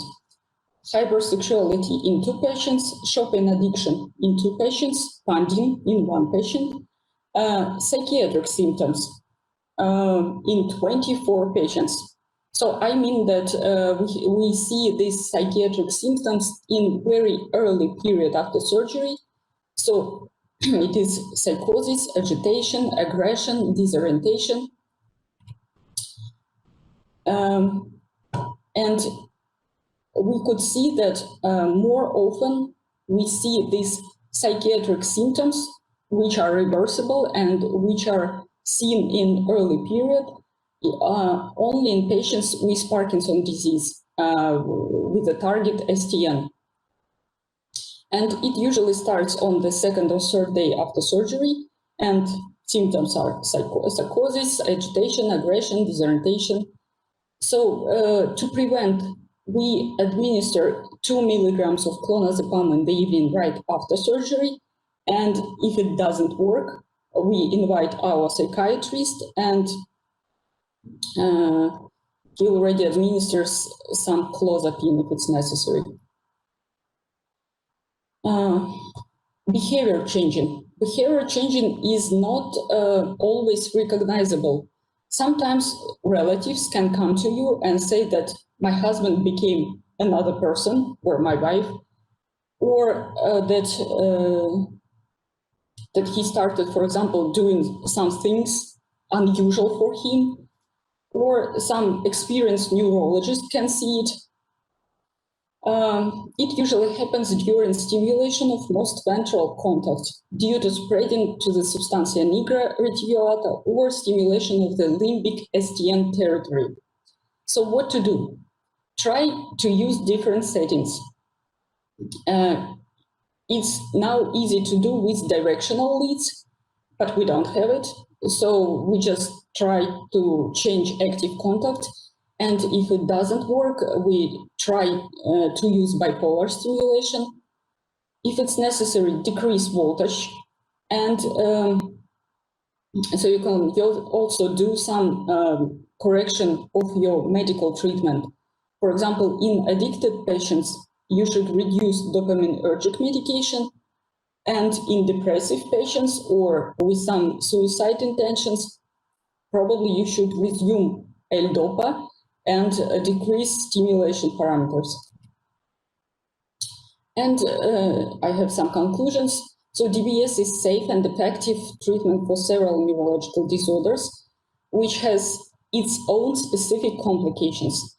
And to reduce rate of complications, of course, it's important to collect surgical experience and probably to collect it in one center.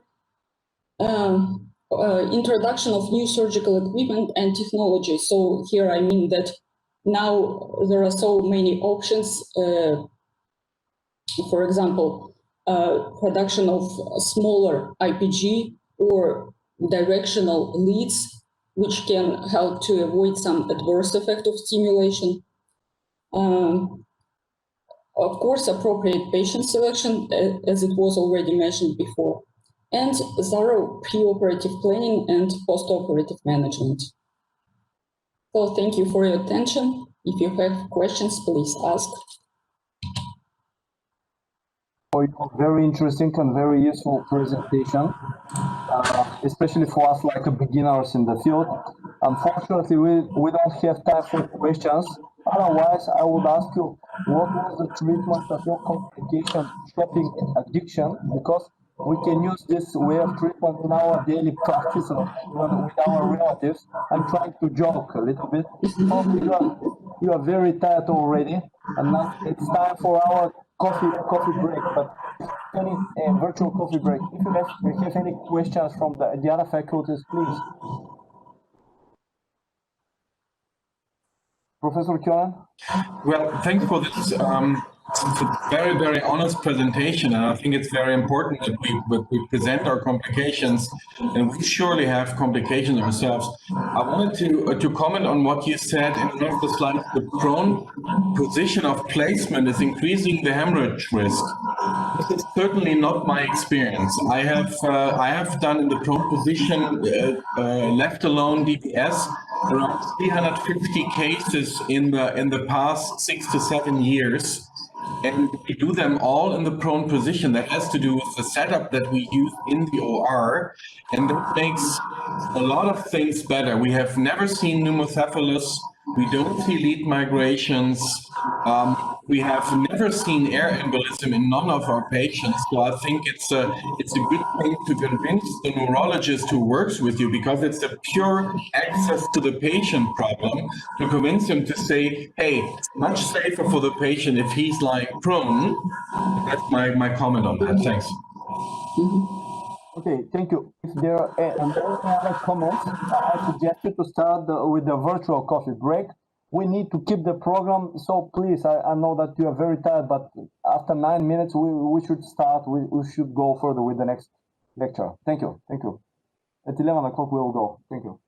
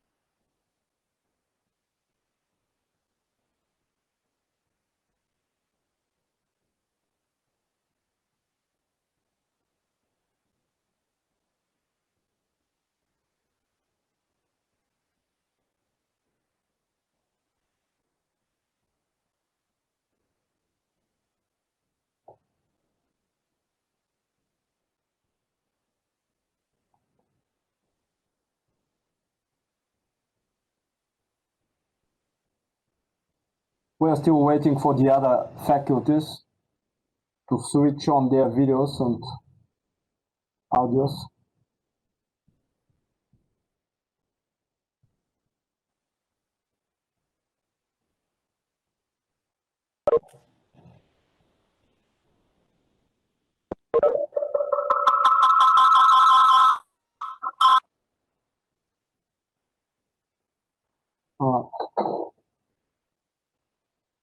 Okay, I don't want to be late with the program. I suppose that you are tired. It's a Saturday night. It's a Saturday, so it's a day for rest. I will start with the next presentation. The next presentation is entitled Deep Brain Stimulation for Parkinson's Disease, Initial Neurosurgical Experience in Varna, Bulgaria.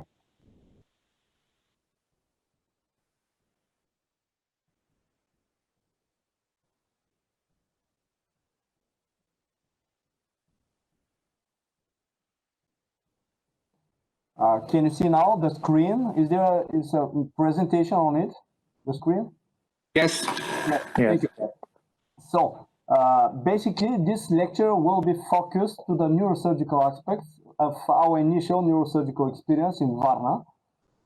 In 2019, the Bulgarian healthcare system accepted full coverage of the deep brain stimulation treatment for patients diagnosed with Parkinson's disease and dystonia. This was the main reason to start the DBS treatment for Parkinson's disease in our clinic, because previously the cost of this treatment was unattainable for the patients. The post-operative outcome is well known that it's depending on the patient selection, the target localization, and the performance of the procedure. The most important predictor of the good post-operative outcome is the patient's response to levodopa therapy.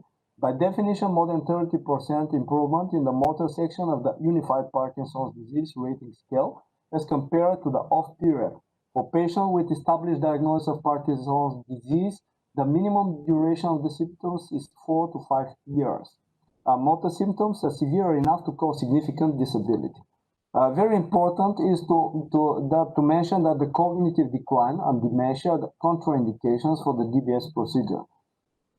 Important is to evaluate the other comorbidities like diabetes, hypothyroidism, and hypertension, and to evaluate the risk of developing a post-operative intracranial hemorrhage, which in hypertensive Parkinson's patients is increased 2.5 times in comparison to normotensive patients. The preoperative counseling must focus on the awake condition of the patient during the DBS procedure and the necessity of patient's cooperation during surgery. Patients and their relatives must understand that DBS procedure, it's not a definitive cure. It serves mainly as a disease modifier, which invariably requires adjustment of the electrical parameters on a regular basis. DBS treatment is a teamwork. In our team, the neurologists were responsible for the diagnosis, the patient selection, the intraoperative neuromonitoring and neurological testing, the postoperative follow-up, and the DBS parameters adjustment. We, like neurosurgeons, participated in the patient selection, were responsible for the DBS procedure and the postoperative wounds follow-up. The anesthetists for the wake DBS procedure, and the neuroradiologists for the pre- and postoperative CT and MRI studies. From October 2019 to April 2020, bilateral STN stimulation was performed on 6 patients, 5 male and 1 female. In our clinic, the procedure was performed following all the technical guidelines. Step by step, these are the pre-operative non-stereotactic MRI, stereotactic frame fixation, stereotactic Ct Scan planning, the lead implantation, the implantable pulse generator placement, and the programming. The MRI general conditions, it should be contiguous, non-overlapping slices, no gap, no overlap, slice thickness of 1.0, constant slice thickness, and no oblique slices. St. Maria Pre-Operative Mri Protocol was mentioned already in the presentation of Dr. Salta. However, it's 1.5 Tesla T1 axial sequence C1 to top of the head 1 mm sections with gadolinium contrast method for optimal visualization of all blood vessels, and 3 Tesla SWI axial sequence 1.6 mm slices for optimal visualization of the deep nuclei. After acquisition, all images are transferred to the planning system in DICOM format. The stereotactic frame fixation is important to transfer, to deduce the coordinates, which in turn are used during surgery to reach any target inside the cranium. Use the Lexel stereotactic system. We prefer to use Velcro pads instead of the ear plugs in order to reduce the possibility of vasovagal syncope. We prefer also to clip all the hair of the patient. The frame fixation is done while the patient is sitting comfortably on a chair. The two anterior posts are fixed over the forehead. They are longer compared to the two posterior occipital posts. The scalp is infiltrated with a local anesthetic agent. We prefer to use 50-50 combination of ropivacaine and lidocaine. Then we start with the frame is centered along the scalp. The frame base should not be positioned above the level of the external acoustic canal. While placing the stereotactic frame on the patient's head, the frame base should be kept aligned along the orbitomeatal plane, which will keep the frame base parallel to the AC/PC line. During the procedure, the length required for the screws insertion can also be measured. Screws are tightened diagonally to reduce the shifting of the axis. After the frame fixation, the patient is transferred to the diagnostic unit for a stereotactic CT scan. The patient is positioned prone on the CT couch, and the stereotactic frame is positioned on the frame adapter, which is fixed on the CT table. The next step is the placement of the fiducial indicator box on the stereotactic frame, and the markings on the coordinator box are aligned along the CT gantry laser lights, which can prevent any tilt of the CT gantry. The CT scan is acquired with a slice thickness of 1 mm, contiguous with no overlap. The acquired images are also transferred to the planning system in DICOM format. The planning is done on the planning station after both of the images of the MRI and the stereotactic CT scan are imported. We use the image-guided navigation of Medtronic Stealth Station S7 for the planning phase of the procedure. The stereotactic CT images and the MRI images are fused. Then the planning includes the definition of the intracranial targets, STN, the entry points of the skull, and the trajectory through the brain. Injuring of the eloquent cortex, the sulci, the ventricles, and the blood vessels must be avoided. It's well known. We prefer to use direct targeting, whereby directly visualizing, focusing, and marking the targeted nucleus. It's also possible to use indirect targeting by using internal reference landmarks like anterior-posterior commissure, other midline structures, and in the inbuilt Schaltenbrand-Warren atlas. In modern imaging modalities, direct targeting is always possible and is considered more accurate.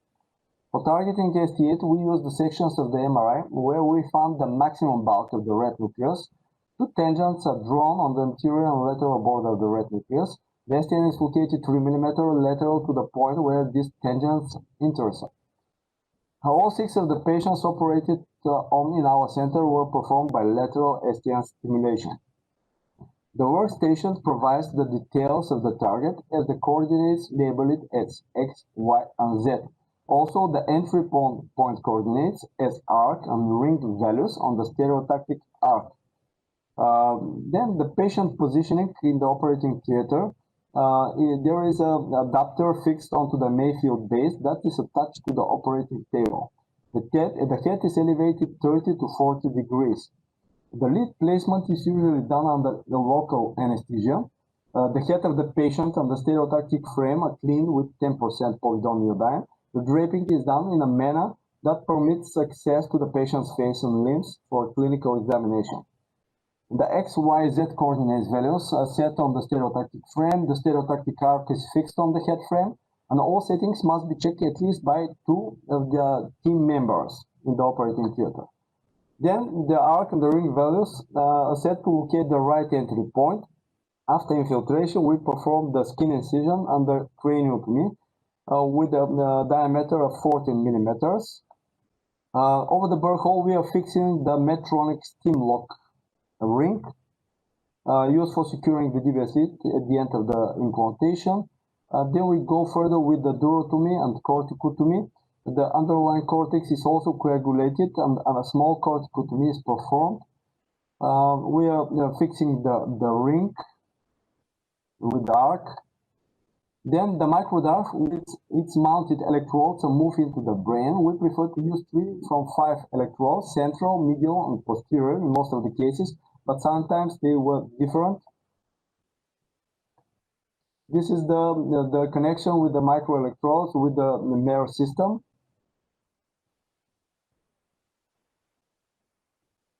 Then the dural defect can be sealed with a fibrin glue to prevent the brain shift from the CSF leakage. The electrodes mounted on the 0.1 mm scaled microdrive are gradually moved toward the target. The neurophysiological technique of microelectrode recording is continuously done to look for the target. The 40 mm mark on the microdrive signifies the target level. Once the target is localized precisely with the help of microelectrode recordings, each electrode is stimulated to look for the best motor response in the form of rigidity, reduction, ease of performing motor activity, and clarity of speech. During the stimulation of the patient is awake and interacting with the clinical neurologist who is performing the tests. Any side effects in the form of dystonia, hemiparesis, visual symptoms, or dyskinesia are also noted. This is the MR and the stimulation process.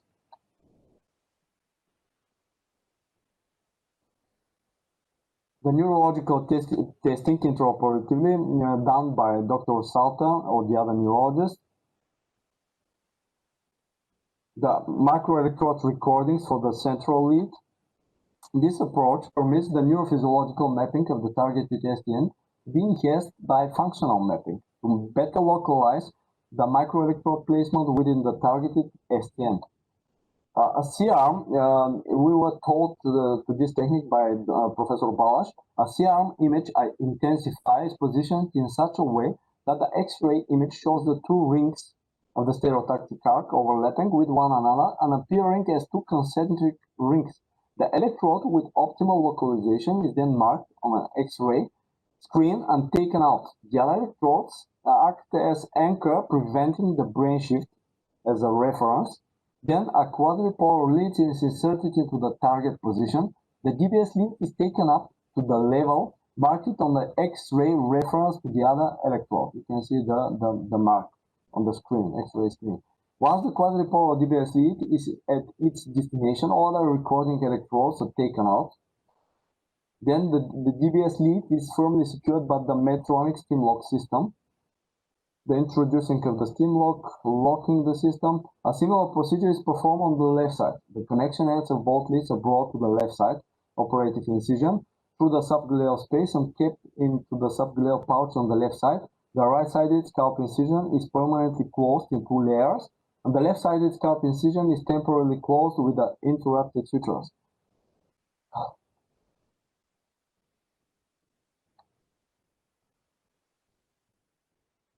The stereotactic frame is removed. The patient is put under general anesthesia for the implantable pulse generator placement. The patient is positioned supine with the head turned on the right side.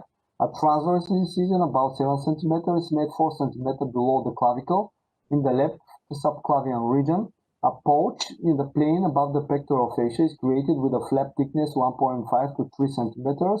If not enough subcutaneous tissue is present, then subfacial, submuscular plane can be utilized.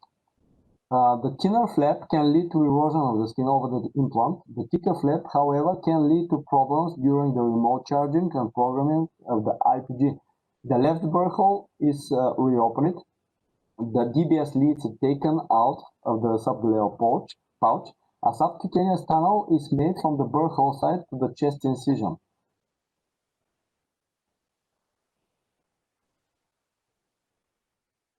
Then the tunnel passes behind the ipsilateral ear. 2 different lengths of extension wires are passed through the tunnel. The longer for the right side one and the shorter for the left-sided one. Extension wires. These extension wires are attached to their respective DBS leads. The DBS leads and the extension wires contacts are covered with a specially designed silicone sheets and tied against with the sutures.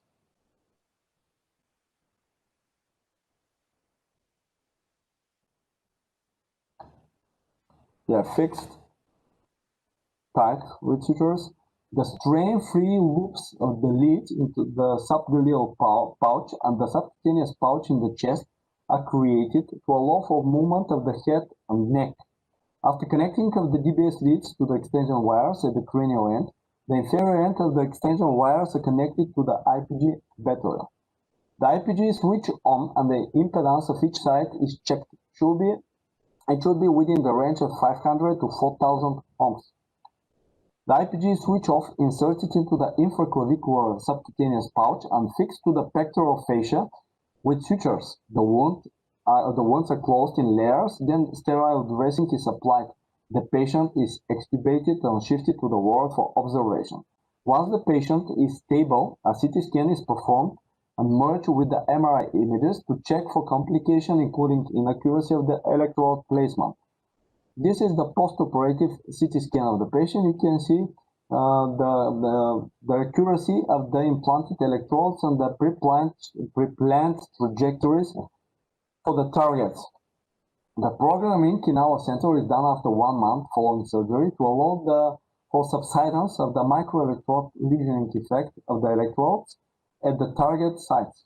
The DBS programming is complex and usually needs several follow-up sessions before the final stimulation parameters are identified. The post-operative programming and follow-up in our center is performed by the team of clinical neurologists working together with the surgical team. From October 2019 to April 2020, as I already mentioned, we operated 6 patients.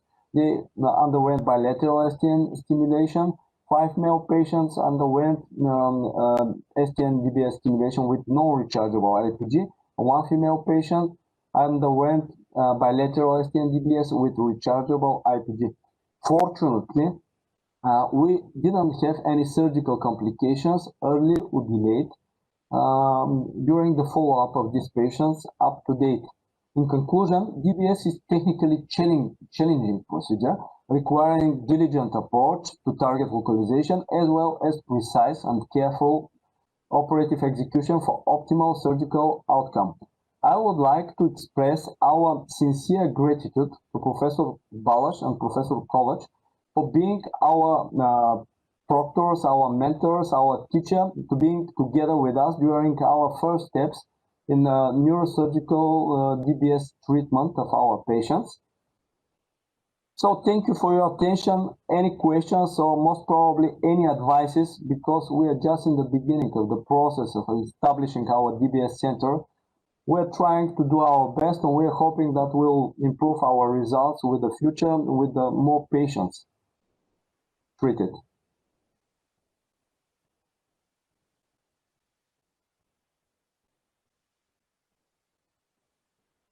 Do we have any questions?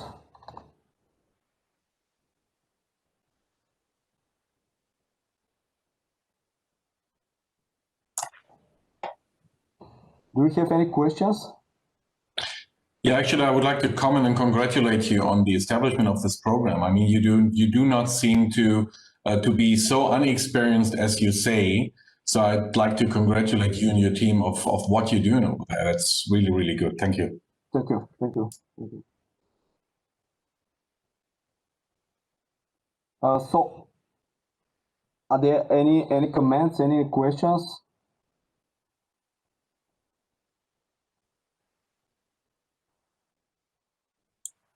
Can we start then with the next presentation? It's going to be the deep brain stimulation and the neurocircuitry of depression by Professor Kjönen. Well, thank you. I'll try to free this up again. So,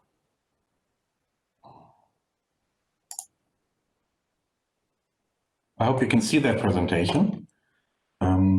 So this is our discussion about the security of depression. And since we have no other lecture on depression in here, I have to be a little bit introductory on that. Now, depression is a common mental disorder. Globally, more than 300 million people of all ages suffer from depression. It's the leading cause of disability worldwide.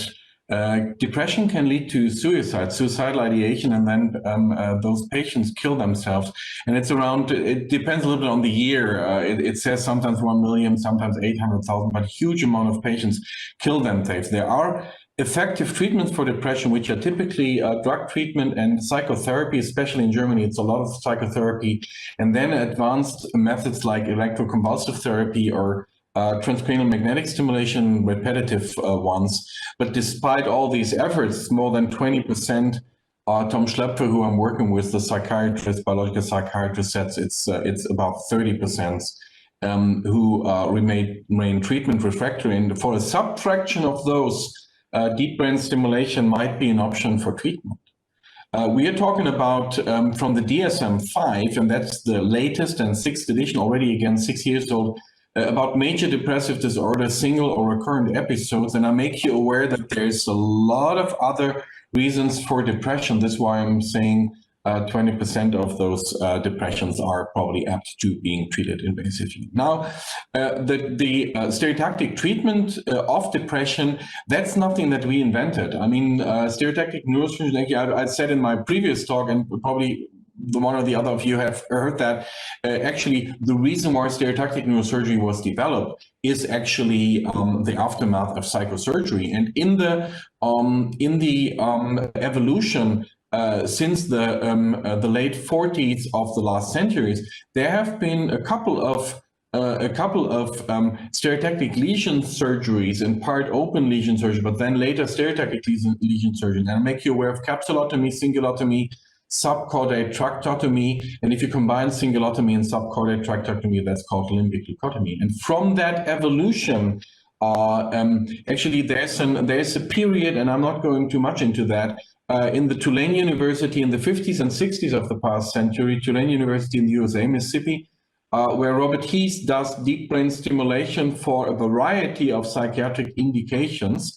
Actually, very interesting story, but has not had a lot of impact on the development. With the development of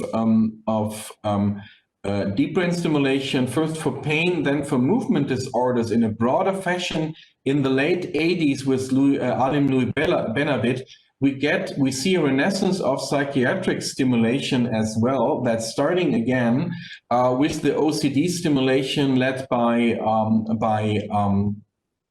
Bart Nuttall at that moment in the Karolinska Institute. And you see the stimulation targets that have been developed for DBS, for OCD and depression. CG25 by Andres Lozano and Helen Mayberg, VCVS, and nucleus accumbens, bad nucleostriae terminalis, that's typically used for OCD. Then the target that we prefer to call the SLMFB, and then also a small series of lateral habenula.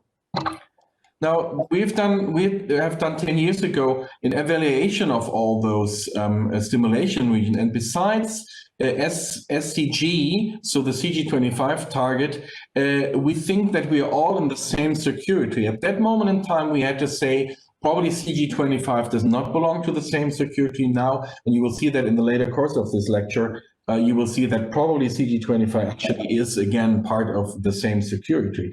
We think all these stimulations, as you can see in the slide, happen in the reward circuitry, and actually the reason for this talk is to show that either all of them are somehow efficacious, and the medial forebrain bundle appears to be in small series to be efficacious as well.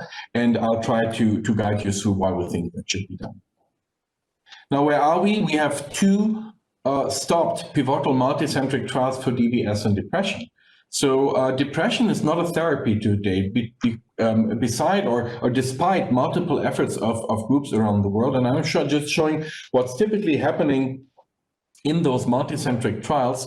You see on the left side the depression severity over time in a treatment trial. That's the CG25 trial. 90 patients included at that moment in time, 60 active, 32 sham, 6 months active or sham, and then 6 months open, then futility analysis.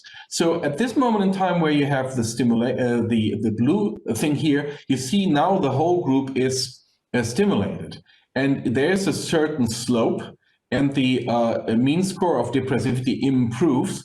But in order to produce an outcome, you would have had to be there. And the next thing you see is that despite introduction of stimulation in the whole group now, that line doesn't change. So, and as Keith Matthews once said 2 years ago on the ESSFN trial, he said, well, you wouldn't have had to have deep brain stimulation in order to get a line like this. They concluded and said it confirmed the safety and feasibility of subcallosal singular DBS as treatment for treatment-resistant depression, and further studies are needed to investigate factors such as clinical features or electrode placement, and that actually then led for them to use diffusion tensor imaging also to better target their CG25. Now, this is a timeline that I'd like to show, and this is just to show the experience that we have with this SLMFB, with the superior lateral medial forebrain bundle, to treat depression. There's actually one other group that I'd like to acknowledge besides us. There's some single cases that have been published around the world. We have had the group by Al Fenoy in Houston. He's not at Baylor College, he has also very, very good results. He's the only other person who's constantly doing SLMFB. We've recently seen an SLMFB in 2 cases being presented in brain stimulation, and the title was SLMFB DBS does not have antidepressant efficacy in 2 patients and did fail in 2 patients. And I have to acknowledge, if I'm thinking about it, I had 2 patients of SDN, at least 2 patients of SDN failing, VIM failing, GPI failing. I'm not aware why a publication like that was necessary, but it was there. And we are doing a large multicentric trial here in Freiburg, Bonn. Actually, it's going to be Amsterdam as well, and Grenoble, where we implant 50 patient 50, and we have already done 22 of those since 2018.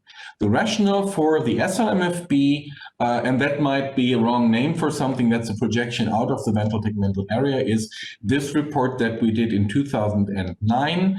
And we saw that if you're stimulating at the medial border of the SDN, you catch those fibers that contribute to the reward circuitry. So, and then the idea was, if you have SDN DBS with a euthymic patient doing well, not having a depression, and you stimulate him and drive him into hypomania and mania, would that at the same moment mean that if you had a depressed patient with a malfunction in the region of the ventral tegmental area, as the V-shaped region down here, would they benefit from doing that? And we actually did that, and that's the long-term follow-up of a first series of 8 patients published in 2017.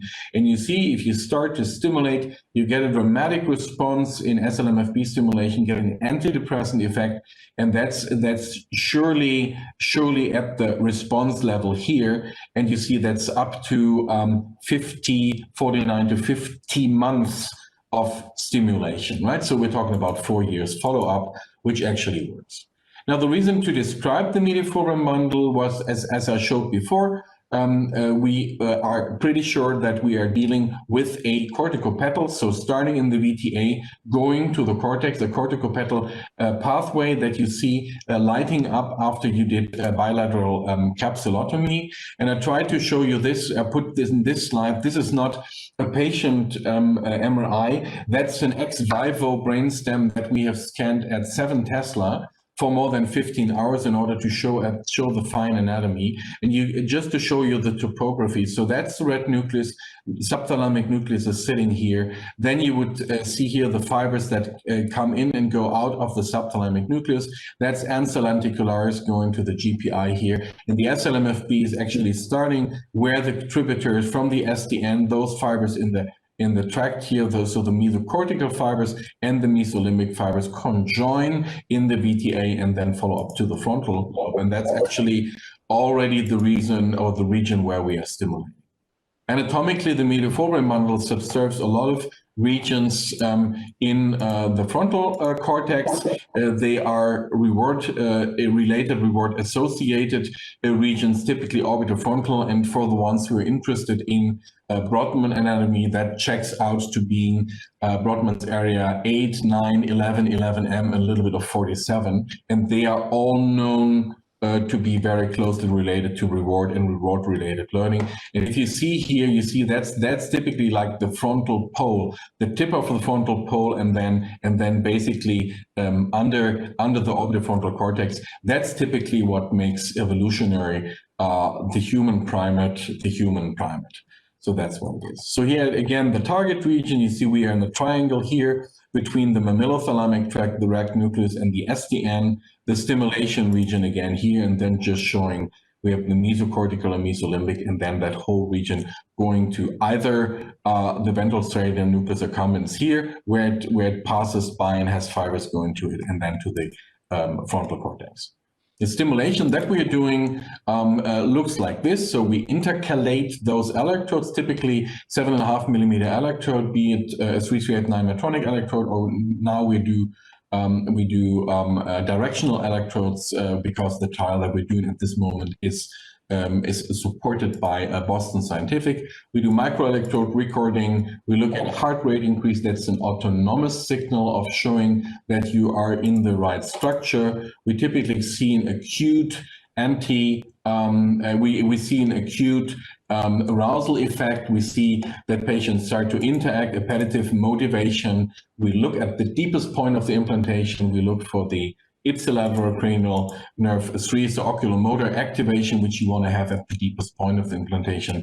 We always do atlas registration then, and then typically you have a stimulation that would, in the end, look a little bit like this in this artistic condition.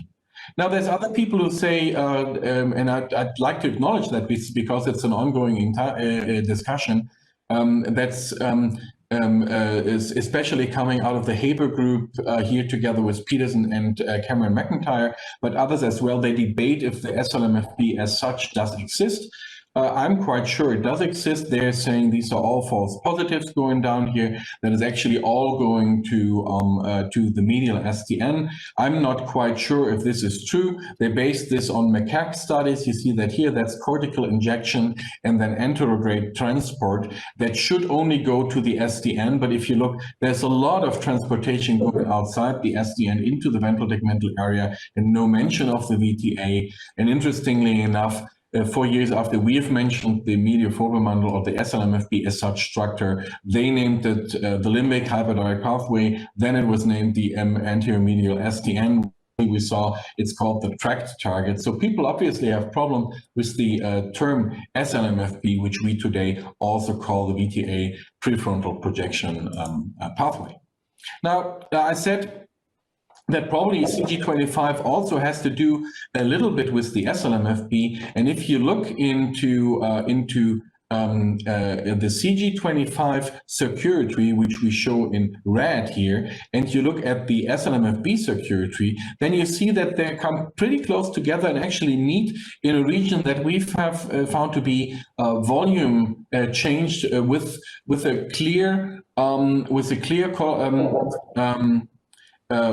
correlation to stimulation efficacy if that volume change is there also. But this is not about the volume change. I'm not going to talk about that too much, but all the candidate structure that Riva Posse and Helen Myberg from the Emory group basically have said are also in that structure here incorporated. So we are very in the middle of the circuitry of depression.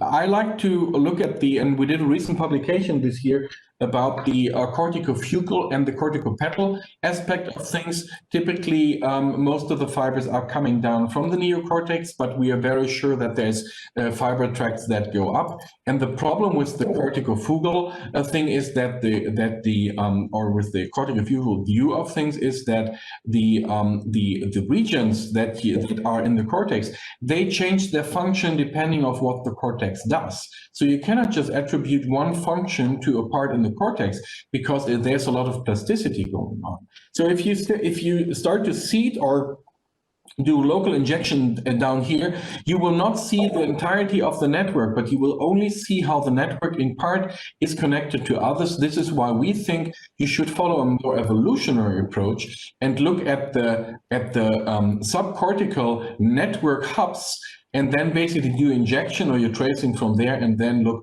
where everybody is connected to. I'd like to make you aware that the human brain itself, it has developed a couple of times, so it's not something that has been there all along. But especially if you're staying in the branch of where the human brain has developed, you might be able to find that there's evolutionary steps that are still in our brains incorporated there. And that's actually the theory of Paul MacLean, who wrote this very, very fine book, The Triune Brain in Evolution.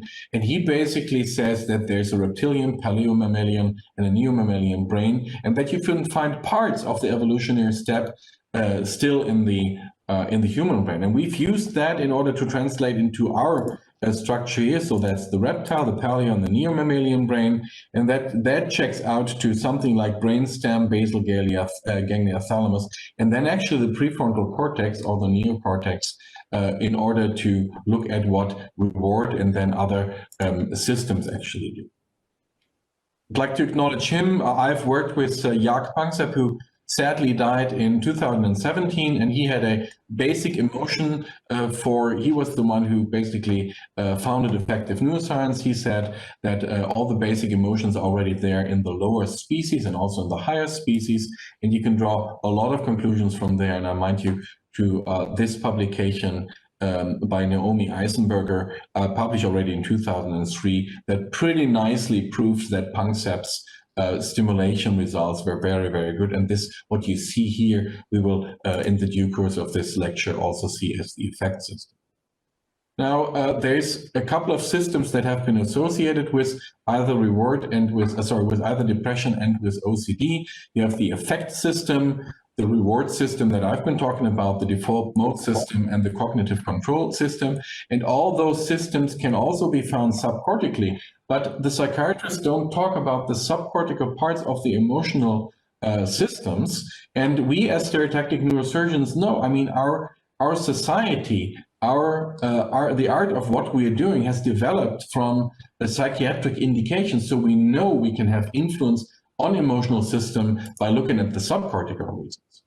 So the aims of the study that I'm briefly presenting here is we would like to describe in detail subcortical projection pathways from the brainstem, basal ganglia, and thalamus towards cerebral and cerebellar cortex, including the cortical convergences, with a special remark on the anterior limb of the internal capsule. We would like to assign the established projection pathways to those cortical networks that I've just shown. And we would like to show an evolutionary network perspective, and then simulate distinct deep brain stimulation and stereotactic lesion surgery targets into that in order to get an idea about the networks that we're actually dealing with. We did that as a pure stimulation study from the Human Connectome Project. So 200 subjects included, walked them to the MNI brain. We did a global tracking of the whole brain, then selected nuclei in the depths, the ventral tegmental area, the subthalamic nucleus as the structure as such, substantia nigra, red nucleus, dorsomedial thalamus, and the ventrolateral thalamus. We constrained them by everything that's going through the anterior limb of the internal capsule, and it had to end in the prefrontal cortex, and that is like a cortical PET-tel as opposed to corticofugal simulation or simulation approach. Cortical terminals were simulated, and then we assigned that by literature analysis to the networks, effect, reward, cognitive control. And since we're only looking at projection pathways, we could not assign that to the default mode network, which is the connection between the frontal regions and the parietal regions. So we're not regarding that. That's our seeding regions, just to briefly show what we were actually doing, and that's the results, and that's already on the group level. And you can nicely see how, if you're looking at the back of the brainstem, a little bit from the side, you can see hyperdirect pathway. That's what we're typically stimulating, what the part that's going to the motor cortex and a little bit prefrontal in our motor stimulation for Parkinson's disease. This is where those tributaries are located going into the SLMFP, that's the red nucleus. And you can see how nicely those things arrange when you look at them from the network perspective, from the subcortical hub, that's the medial thalamus, the superior medial forebrain bundle, red nucleus here, and then on the outside more from the SDN and the SNR coming. You see that the lower part going to the orbitofrontal cortex with a convergence on the orbitofrontal cortex. You see that you have projections from the medial thalamus and from the SLMFB, which is obviously very important. If you look at cortical parts and cortical extensions of those networks, very interesting that the SLMFB has virtually the same projection patterns onto the frontal cortex like the medial dorsal anterior thalamic radiation. So they seem to be at interplay, and they seem to be very, very important to look at. We've then simulated, based on those studies from eminent colleagues who did larger series on things, we simulated into the MNI brain where stimulations would be. It's basically replication of what we've did already 10 years ago, but with better technology. And what you see then is that most of the stimulations have to do something with the green structure here and with the orange structure here. So that is largely related to a stimulation of structure number 4, which is the ventral tegmental area projection pathway, or as we call it, the SLMFB. You see that most of those targets actually have in the histogram and the attribution to fiber tract stimulation have a large peak in structure number 4. So we think that most of the things that we're doing today, especially in depression and OCD, are actually related to stimulation of the reward system and at the same time a modulation of the effect system, which we think is typically affected more by stereotactic lesion surgeries. That then checks out, if you look at the anterior limb of the internal capsule, you can see all those pathways there. So the anterior limb of the internal capsule is not a single pathway that is a fiber, it's a pass through. Those fibers go through there. If you want to stimulate in the inferior part and you want to stimulate there for OCD or depression, we think you should stay on the outside, more lateral in the anterior limb of the internal capsule. If you want to do a lesion, you probably want to be more on the medial side. Actually, these are results that on a small series always they have been replicated by the colleagues in Vancouver. Let me wrap up. Subcortical fiber pathways can be attributed to 3 cortical networks relevant for OCD and, as we talk about here, the major depression. A corticopetal approach helps to understand phylogenetic developmental of networks and characterizes the entire network, including the cortical terminals. DBS and stereotactic lesion surgery in OCD and major depression largely affect the effect and the reward system.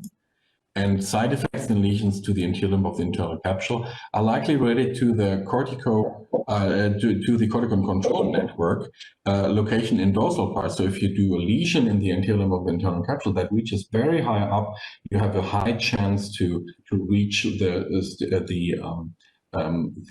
projections from and to the SDN and other cortical control related networks parts. So very likely that's related. The projection from the ventral tegmental area are undercharacterized in the current anatomy.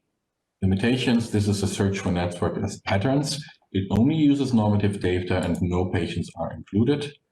And I'd like to thank you for your attention. Thank you, Professor Kionen. It was really a very interesting presentation. I'm sure that your basic scientific studies will for sure improve the quality of life in the future of the patient. I'm sure that it's a really real contribution for the scientific society. Thank you. Any questions, any comments? We're not experienced. We are very far from this, from my other colleagues. Can I ask? So I have a question concerning psychosurgery in Germany. Do you operate these patients with major depression and OCD in routine life or in the frames of research project? And another small question, what other psychiatric pathology you are allowed to operate in Germany? So that's thank you for this, Dr. Denisova. So Psychiatric surgery is allowed in Germany. We are actually, it's not forbidden, but it's not, the psychiatrists don't like if we do lesions. So we're not doing lesions at this moment in time, although I think there's a room for lesions, as I just have explained. We have a European allowance to do OCD DBS. That is for the anterior limb of the internal capsule. So the ALIC or BCBS target is allowed in OCD.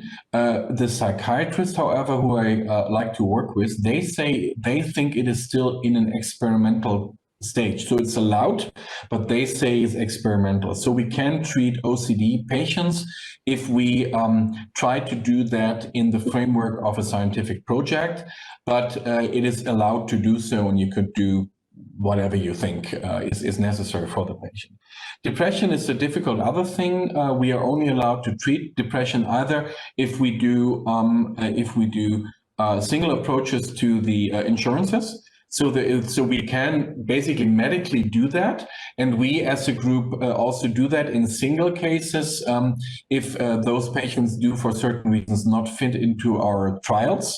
But the bulk load of patients that we stimulate for depression, especially with the target SMFP, we only do in a scientific framework. So that's we try to protect that whole region in order to show to the outside we're not doing just anything because we think it works, but we have a scientific rationale that we follow, and we try a little bit from Freiberg, Professor Schlepfer and me, we try to be the opinion leader of that for Germany and say you need to do that in larger context with a larger volume and in a scientific framework in order to not lose data in all those patients.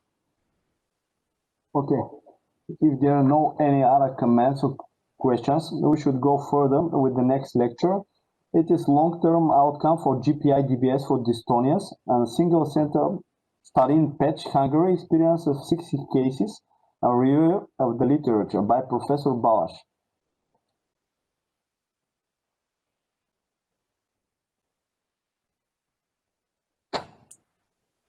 Hello. Yeah. Hi. Before starting my presentation, I would like to give you a review about the dystonia because it is a really disabling and handicapping disease. And no.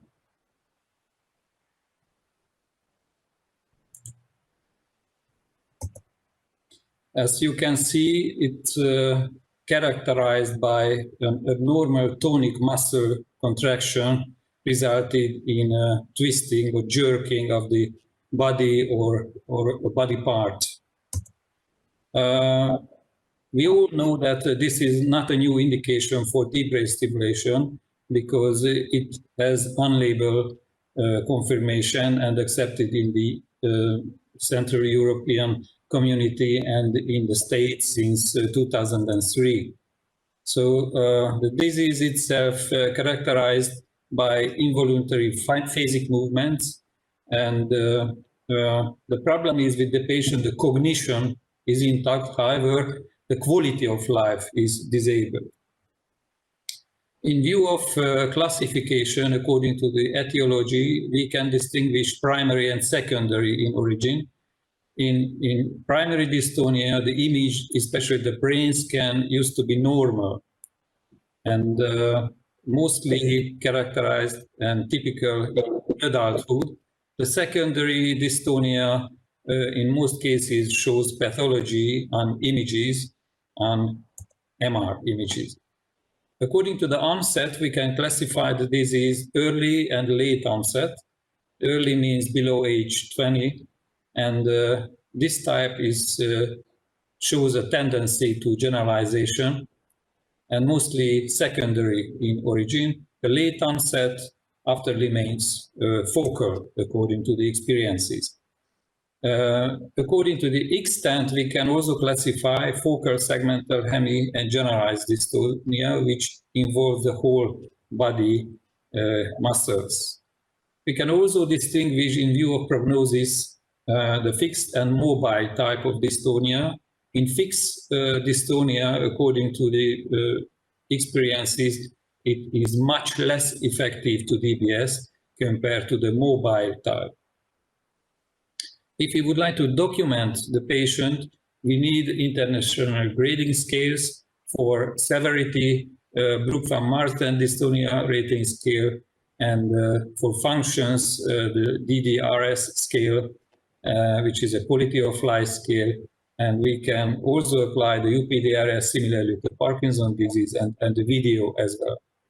The surgical target today mainly apply the GPI. It has been proved by multiple studies in the past. The VOA and VOP in the thalamus is a potential target as well as the STM. We perform the surgery in general under general anesthesia. The traditional way, we apply brain scan, adjust the trajectory, the target side. We prefer the proton density MR sequences because we can nicely see the border of the putamen, the pallidum, and also the internal portion and the posterior limb as a target of the GPI. And also we have to visualize the optic tract because just on the bottom of the GPI, there is the optic tract which is not recommended to danger or damage. We always apply the micro-recording for this type of surgery, not exclusively the stimulation, especially because the patient is anesthetized. According to the micro-recording, we measure exactly the length of the pathological activity. The anesthesia is a special kind of anesthesia because if we have got a patient with generalized dystonia, it is not possible to do on the local, otherwise the patient would tear the head out of the frame. So for introduction, we prefer propofol and then switch to gas. We also cut off the muscle relaxation due to the checking of the internal capsule and the closeness of the internal capsule. So during the micro-recording session of the surgery, we have to achieve a so-called superficial anesthesia because if the patient sleeps deeply, no micro-recording signals can be detected. What about the guidelines? So in case of generalized segmental and cervical type, according to the literature, the first choice is the DBS. The DBS is extremely effective in focal type of dystonia, torticollis, lateral collis, etc. The other symptoms can also respond to the GPI stimulation, especially the tremor, but limited data is available about the other focal dystonia.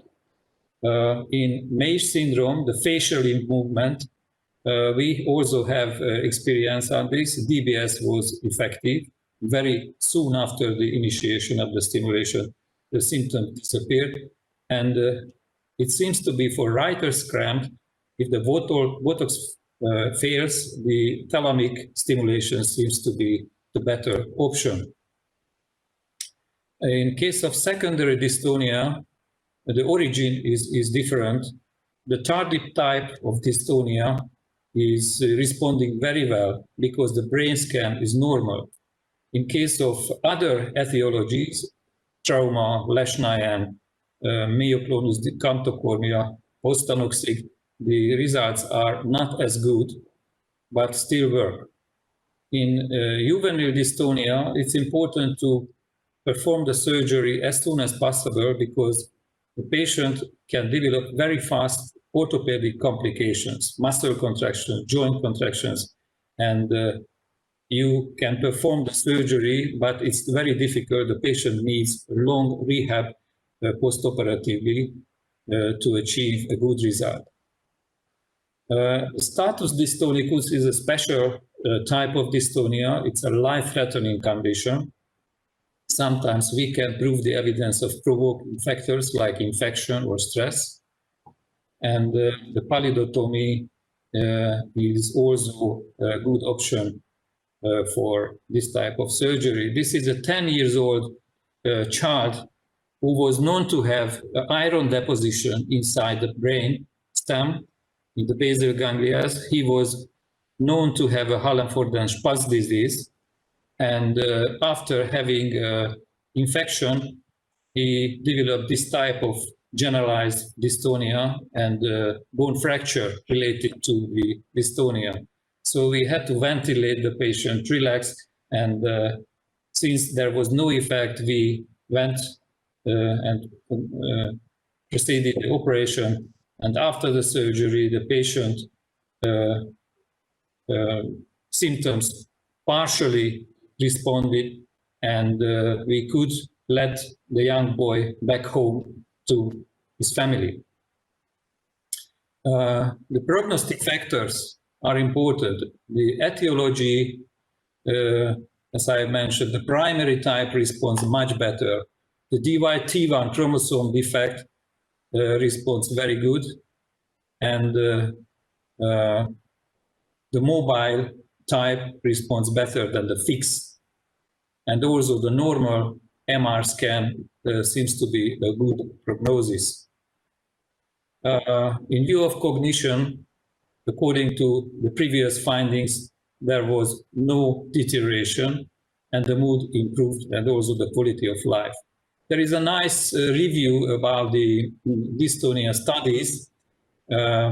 According to the keywords deep brain stimulation and dystonia, the Folkman team collected from the PubMed, the database, and looked through the previous data. And the heterogeneous outcome was observed. They proved the evidence that dystonia primary responded better. Can you hear me? Yes. Okay. Yes, perfect. Because I lost your screen. And I can see you, I don't know.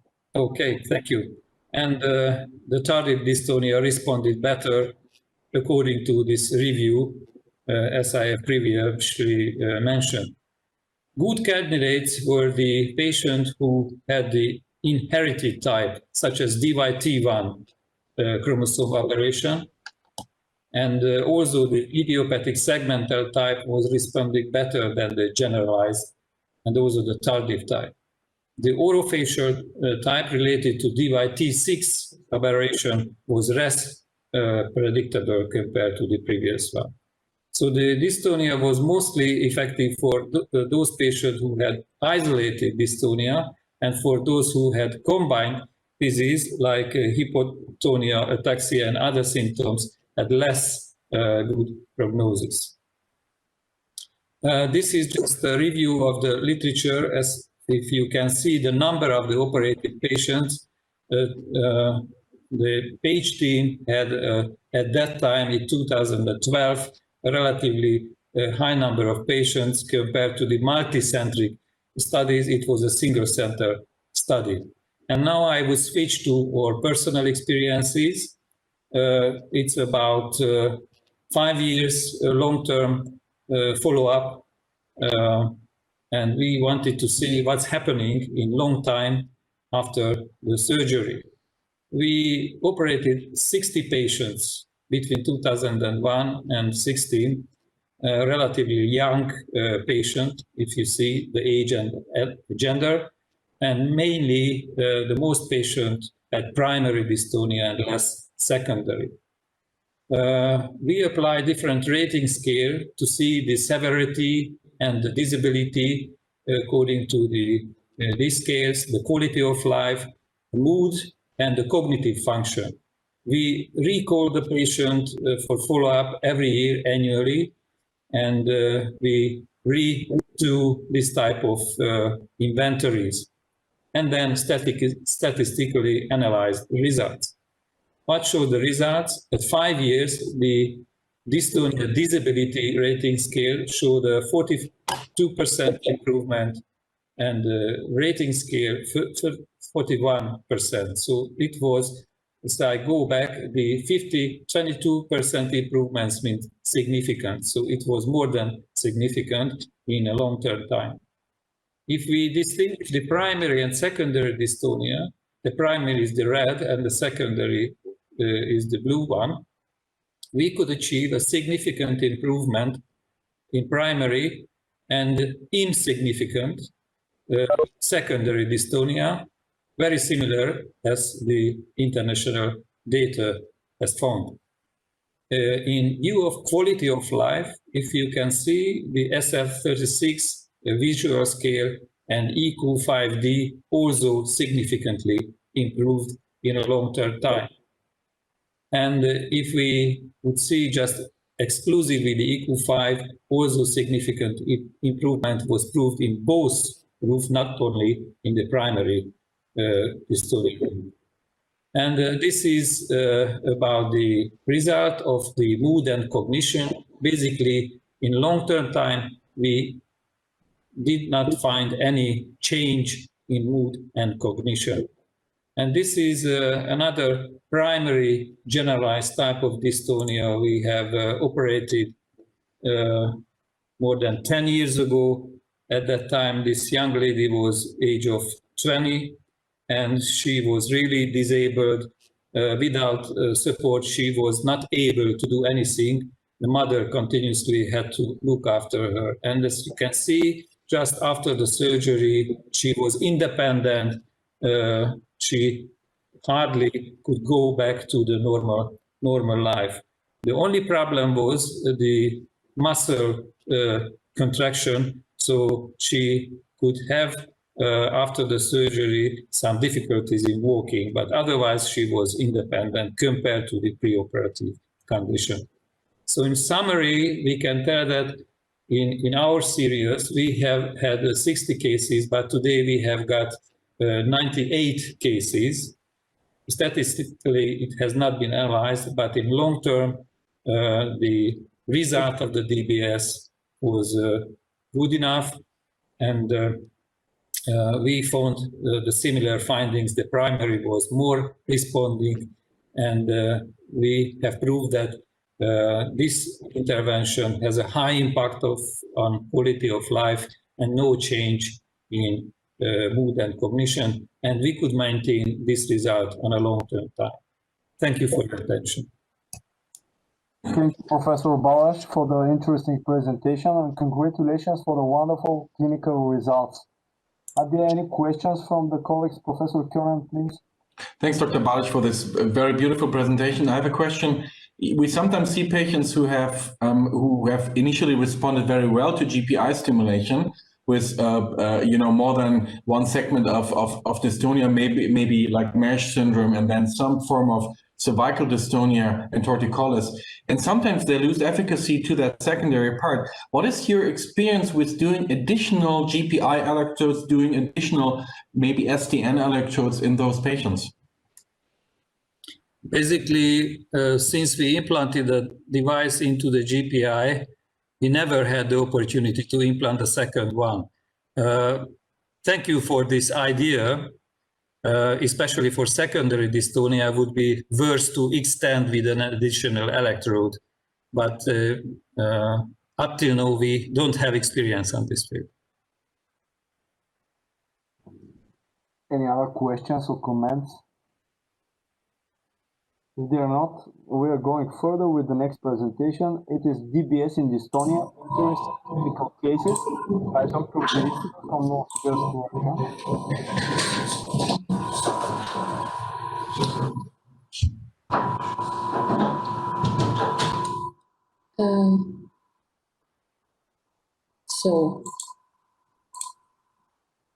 Yeah.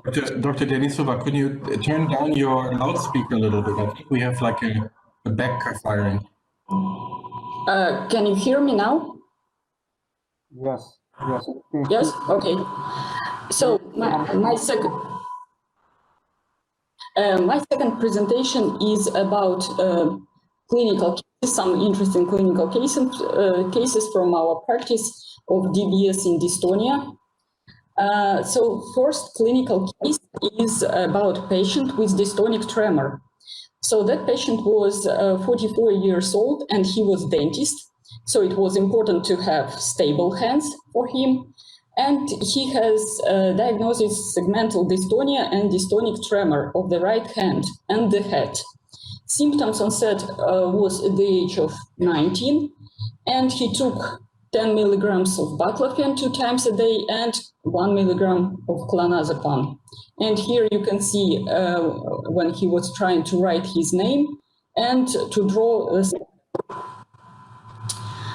So main features of dystonic tremor are associated dystonic posture, irregular amplitude and frequency, usually less than 7 Hertz, and postural and intentional tremor rather than resting tremor. So it can help to differentiate this kind of tremor from, for example, Parkinsonian or essential tremor. And when this patient came to us, we were thinking about the target, which can be optimal for him. So we were choosing between GPI, VIM, ventral oral posterior nucleus, and zona incerta. And so finally, we decided to try 2 targets simultaneously, VIM and GPI on the left side. And so we did our surgery under local operation to check clinical effects. And what we saw during surgery, you can see now its VIM stimulation is on. And you can see that he can write his name really clearly, and he doesn't have any tremor in his hand. And well, I really hope that the video is not lagging. And now we switched off VIM stimulation, and yeah, you can see that tremor came back. So we discovered that during surgery, GPI stimulation didn't give any clinical effects. So it didn't give neither tremor control nor side effects. So we decided to put electrode in it. And VIM stimulation gave good tremor control. And yeah, as you can see, patient could write his name. So this is our planning behind VIM. And this video after surgery, when our neurologist started to stimulate different targets, just for interest. So here's GPI stimulation on the video, and you can see that it has some effect, so the patient can write at least, but he still have these jerky movements of the hand. And when we switched on VIM stimulation, hand became more stable, but you can see this dystonic posture of the hand. And finally, our neurologists switched on both targets, and the patient got stimulation of GPI and VIM simultaneously. And to the moment of discharge, you can see this paper with trials of patients, and you can see smooth spiral. So yeah, and we decided that this kind of patients with dystonic tremor, we should, how to say it, think twice what target to choose, because in the literature there are a lot of papers about GPI and only some of them about VIM, and only just several cases about simultaneous stimulation of both targets. But maybe if this patient had problems on both sides, maybe it will be more complicated decision. So this is another clinical case. This patient is female, 21 years old, and she has diagnosis generalized fixed dystonia and DID1 negative. So it's secondary dystonia, and she had a strong spasticity in her trunk and limbs. Here you can see the patient before ITB implantation. So when we first time saw this patient, that she had a lot of spasticity, and this spasticity was fixed. We decided to start with baclofen test, baclofen trial, and this trial was very successful. And after that, we decided to implant ITB, baclofen pump, and got a really good clinical effect on the dose of 110 micrograms per day. And after surgery, patient was able to walk and study at the university, so she became independent. But in 2017, all symptoms came back, and patient came to intensive care unit in dystonicus. Baclofen dosage was increased till 600 micrograms a day, but patient didn't get any improvement. And then we injected contrast to the catheter port, and we discovered that our catheter went out from subarachnoid space. And so we reimplanted catheter, but it has good but temporary effect. And to 2019, ITB therapy effect became really poor with very high dosages and side effects, and patient became bedridden again. So in February 2020, we decided to implant DBS, GPI bilaterally, additionally to working pump. And here the patient on the 5th day after surgery, so we just switched on stimulation. So you can see that the effect is quite good.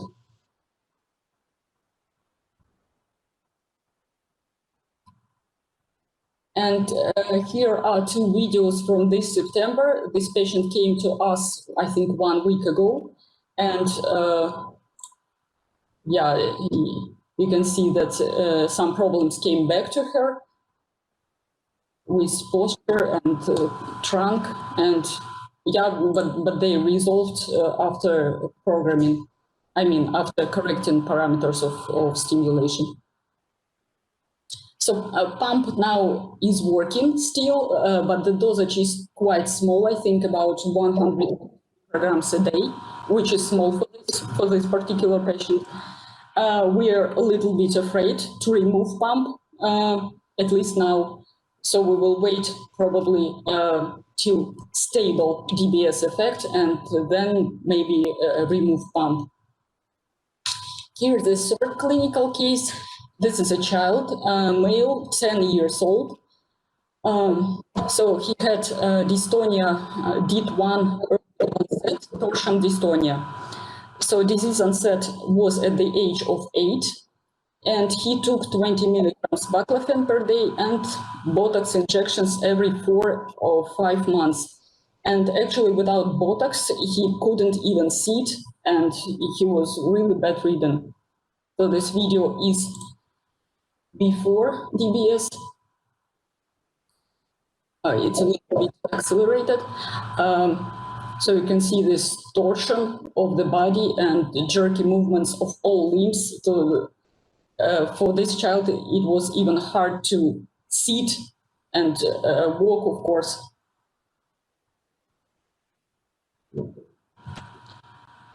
And here the 5th day after surgery, so we switched on stimulation. So it became able to walk for him.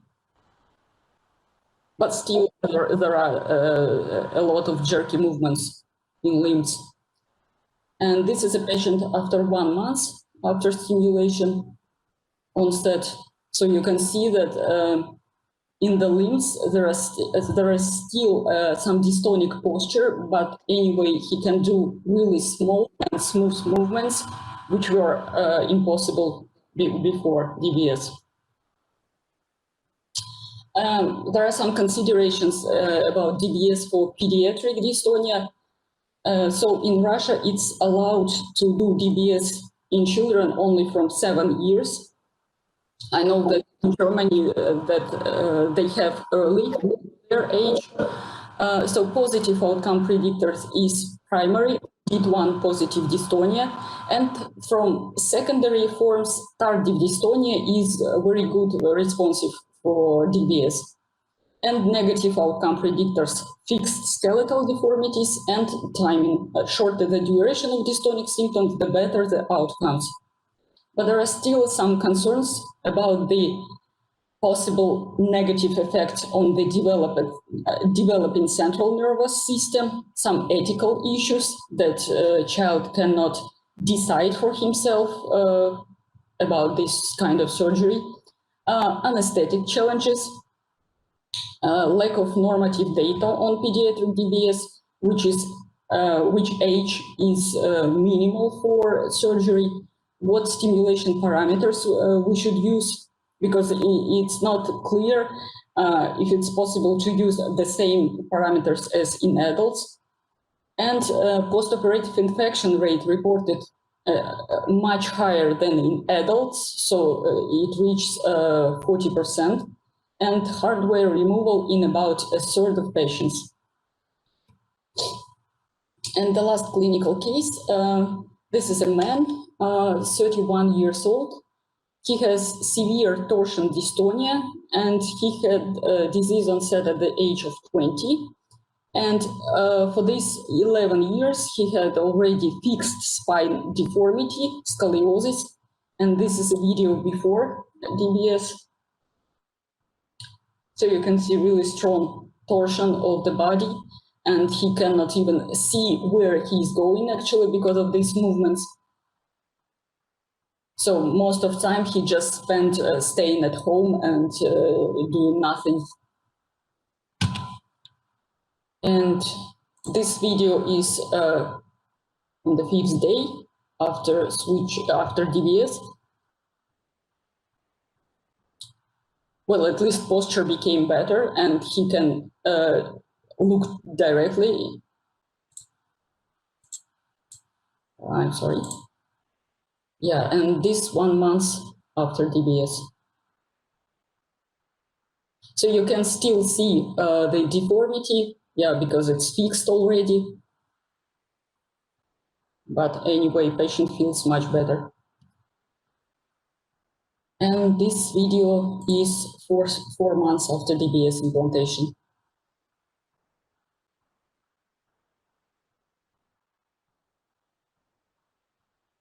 Yeah. And there are some conclusions. So patients with medically refractory forms of dystonia should be referred for consideration of DBS, including children. Early surgery can help to avoid joint and vertebral deformities, and sometimes combination of targets, for example, BIM and GPI, or modalities like DBS and ITB, can improve clinical effect. Thank you very much for your attention. Dr. Denisova, thank you so much for sharing with us your interesting clinical cases. I suppose that Professor Balash will have some comment or some questions because he has a great experience. I just would like to congratulate for this nice presentation. I just would like to give some comments on your presentation. It has been proved that over age 7 for pediatric indication, the surgery can be performed, the DBS implantation, because the size of the brain more normal as an adult. So the strategy in our department is that to place two contacts deeper along the trajectory, the electrode, because in case the brain grows, you don't need a replacement of the electrode. Yeah, yeah. The other option is stimulation responsiveness. If the patient operated and you apply stimulation, we don't see any improvement in the OR for the stimulation trial. Just we can see the side effects because years, or not years, but months goes by until the stimulation effect can be estimated. So we don't know exactly why, but we have to wait after the initiation of the stimulation at least 3 months to see the final results. If you are not happy with the results, you have to recall back the patient as you have did it and change the stimulation parameter. I don't know what are your parameters. You mentioned the second case, you have changed the parameters because the patient had a deterioration after a good response. We apply the 120 pulse beats, 130 hertz stimulation parameters, and if it's possible, the unipolar type of stimulation. What's your point? The point about second patient was that right after surgery, when I started stimulation, it was possible only to do bipolar stimulation from both sides because I got a lot of side effects from capsula, most of them, and it was it was necessary to do only bipolar. And now when she was increasing the voltage of stimulation, she got some capsular response again. And when she came, we just changed contacts and we started unipolar stimulation. And yeah, we hopefully she will, she will doing better now. Thank you, and congratulations again. Thank you. Any other comments, Professor Karen? Will you try to say something? Or? No, I just wanted to, I was just nodding my head and saying that's great results. Thank you. Thank you. So now we are approaching the end of our symposium with the final presentation of Professor Norbert Kovac, the impact of old and new deep brain stimulation techniques on the treatment of drug-resistant movement disorders. Thank you very much. Again, the invitation. Can you hear me? Yes, I can. I'm okay. I don't know the other participants. So I would like to talk about how the technology can change our lives. I'm quite happy that I'm specialized in movement disorders and working with deep brain stimulation because it's very successful story. We can help the majority of our patients if we have a good patient selection, if we have an accurate neurosurgeon with accurate and precise DBS lead locations, we have an optimal DBS programming, and we have a good management system. So I think the outcome can be very improving and can be very effective in our patients. In the recent years, the technologies have been changed, and I just wanted to highlight some concepts which has been dramatically evolved in the last couple of years. When we talk about deep brain stimulation, we have to know that it's a very unique technique because we can simultaneously use low frequency or high frequency stimulation. If we use, most of the cases, high frequency stimulation, that can, we don't know the exact way, but probably with, as Professor Conan had mentioned, by axonal jamming, we can produce functional inhibition. But we can also do functional excitation if we use low frequency stimulation. So the same technique can be used for enhancing missing phenomenon, or we can inhibit a pathological overactivity. Long ago, when this technique has been established in 1986, we used most of the cases electrode with 4 different contacts, and we used 2 basic stimulation techniques, the monopolar and bipolar stimulation. Monopolar stimulation is one of the most common stimulation mode when the case of the pulse generator is the positive and the electrode is the negative. This monopolar stimulation mode delivers a very spherical distribution of electrical activation, which results in larger volume of tissue activated, and that's why consequently lower energy is needed to achieve the efficacy. On the other hand, in case of side effects, we use bipolar stimulation mode, which is more focused, which has a less side effect, but most of the cases require larger energy. When I started deep brain stimulation, I was told that the negative contact stimulation is what we have to do. But in the recent years, we got a couple of studies. At the moment, it's only on case series or just pivotal studies that not the negative, but the positive stimulation, the analytic stimulation can be also feasible. And in many of the cases, analytic stimulation might have less stimulation-related side effects. So this is one paradigm which we learned, let's say, 3 or 4 decades ago, may be changing.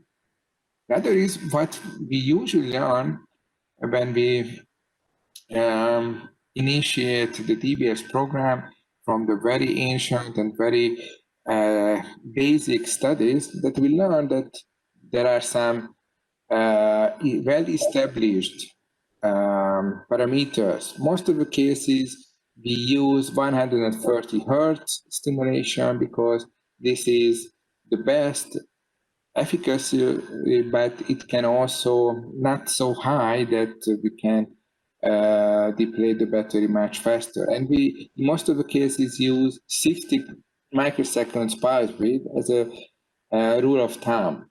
But recently, we learned that low-frequency stimulation, not as low below 30, but let's say 60 or 80 Hertz stimulation may be more effective than the 130 Hertz that we used prior.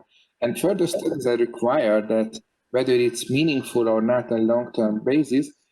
We also tried in a couple of patients.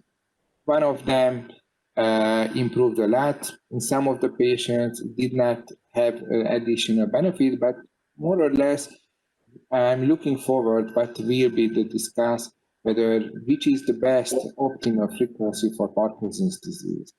We also learned, as I mentioned, that 60 microseconds as a rule of thumb is good for S10 stimulation because that gives the best outcome. This is what we learned from Elena Moro's study published in 2002 in the neurology. But Professor Folkman in Würzburg has demonstrated that 60 microseconds sometimes too much. We can shorten the pulse width, let's say 50, 40, or 30, and that's why we can increase the therapeutic window, reduce the side effect, and remain the same therapeutic efficacy. So this is one concept which also might be changing our technique, how to program the patients. When we started, there was only one company who provided deep brain stimulation systems, and it delivered constant voltage systems. It's good for the neurosurgeons, but it's sometimes very bad for the neurologists because not the voltage, but the current which is delivered produces the efficacy of the system. If the therapeutic impedance changes, then even though we deliver the same voltage level, what will happen? If the impedance level remains the same over years, let's say the volume of tissue activated remains the same. If the impedance became lower or decreases, the volume of tissue activated is increases, and that can produce side effects in the clinical practice. If what is the most common in clinical practice that some gliosis over the electrode develops over years, and that's why the impedance increases. And if we deliver the same voltage level, what will happen? The volume of tissue activated is decreasing, and the efficacy of our stimulation is vanishing. So this is what we have to keep in mind when we program the patients. And this is a very nice and also very old study which was published by Professor McIntyre, that even in, let's say, a 50 or 60% of change in the impedance value can dramatically reduce the volume of tissue activated. So this is something we have to keep in mind. What is the conclusion? The new devices, including the Boston Scientific, the newer Medtronic, and all new Abbott system, delivers constant current level.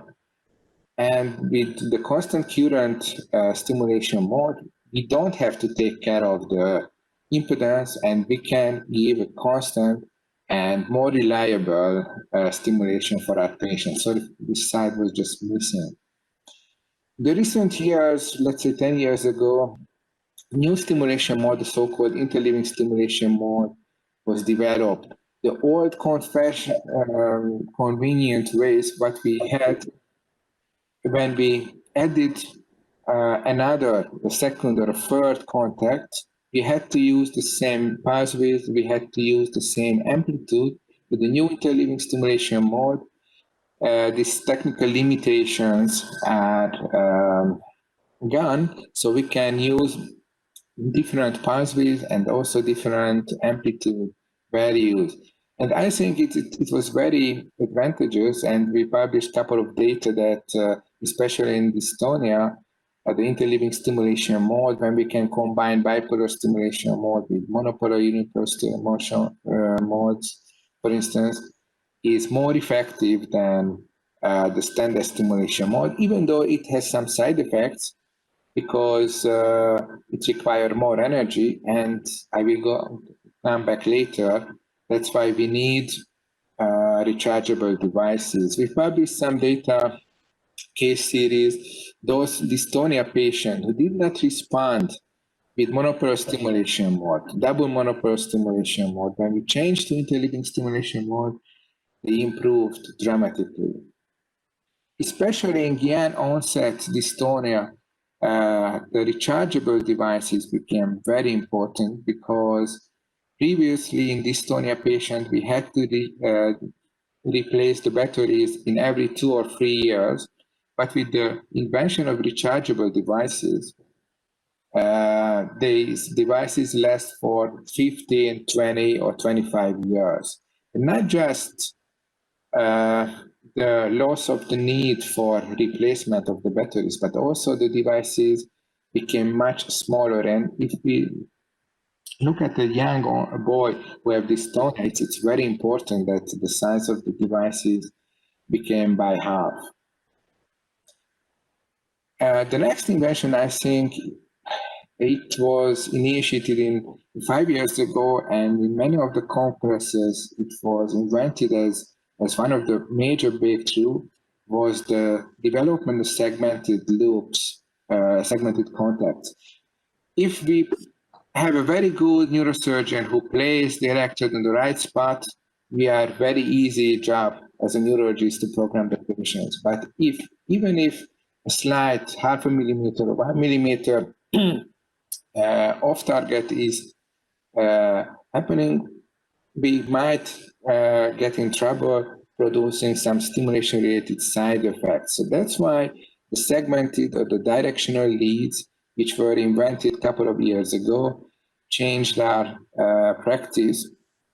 For instance, with many of the segmented leads, we have the option that we can focus the direction of the stimulation to avoid the capsular side effects, for instance, like this systematic joint.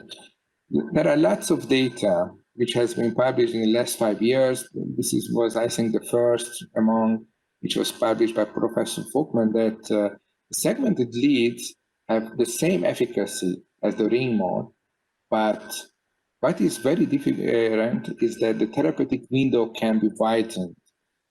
And what we can see that we can, that's why, reduce the side effects of the patients.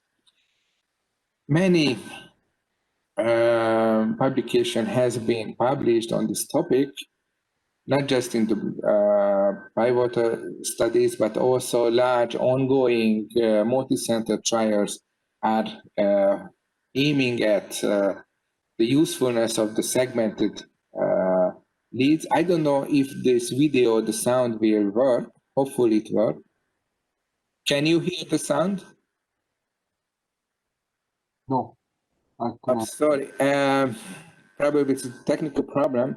This is a PD patient who was operated 6 months prior, and we programmed relatively low 1.5 milliamps in a segmented mode. The patient had no speech problem. If we turn on to the ring mode, which was the conventional stimulation mode, the patient had a speech problem. And this is, I think, the most important advantage of the segmented electrodes, that we can reduce the side effects. And what was very surprising for me, that recently it was published, that not just the side effect can be improved or can be reduced, but because we stimulate much less surface, that's why the therapeutic current strength, which is delivered, can be reduced. So what does it mean?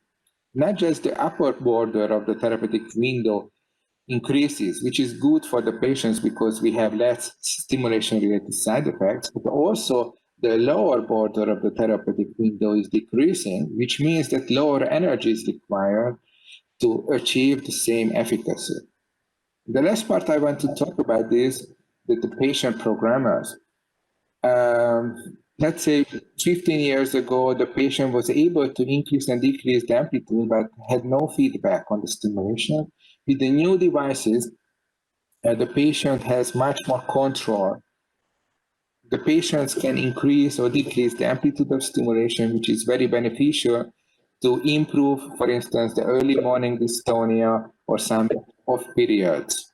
And also very important, especially in case of dystonia, that we can pre-program 1, 2, 3, or 4 different programs. We don't have an immediate efficacy on dystonia. So most of the cases, I program 3 or 4 different programs. The patient go home after the operation, and with a telephone conference or a telephone visit, we can discuss that he or she can change the stimulation without coming back to the office. The last topic I want to mention is, I think, in the near future, this is called adaptive stimulation. Medtronic, one of the largest companies, has developed and invented, and at least in Europe, it's CE marked, a new stimulator which can not just stimulate, but also can record the local field potentials. And with this technique, they can have the promise that in the near future, the closed loop or adaptive stimulation can be delivered. What does it mean? In many of the patients, we don't have to use 24 hours, 7-day-a-week stimulation. We can turn on the stimulator only if the symptoms worsen. And probably this will be the future that based on the local field potentials, the stimulator can adapt the stimulation settings based on the need and the actual need of the patients. So what is the future of deep brain stimulation? Probably more indications, especially depression, dementia might be an indication for deep brain stimulation. We might have a better targeting. We might have a smaller, smarter devices which require less invasive technology. They can be much more intelligent for programming, and they can have a higher efficacy and better side effect profile. So thank you very much for your attention. If you have any question, I'm more than happy to. Professor Kovac, thank you so much for your wonderful lecture. It's a wonderful final of the symposium, outlining the trends in the DBS treatment. Any comments or questions concerning the lecture? Professor Kovac? Yeah, can I ask you some provocative question? For example, if you have a patient which is really difficult to stimulate, I mean, to find parameters which are good for this patient, and you don't see any good effect, just side effect, and from this contact, what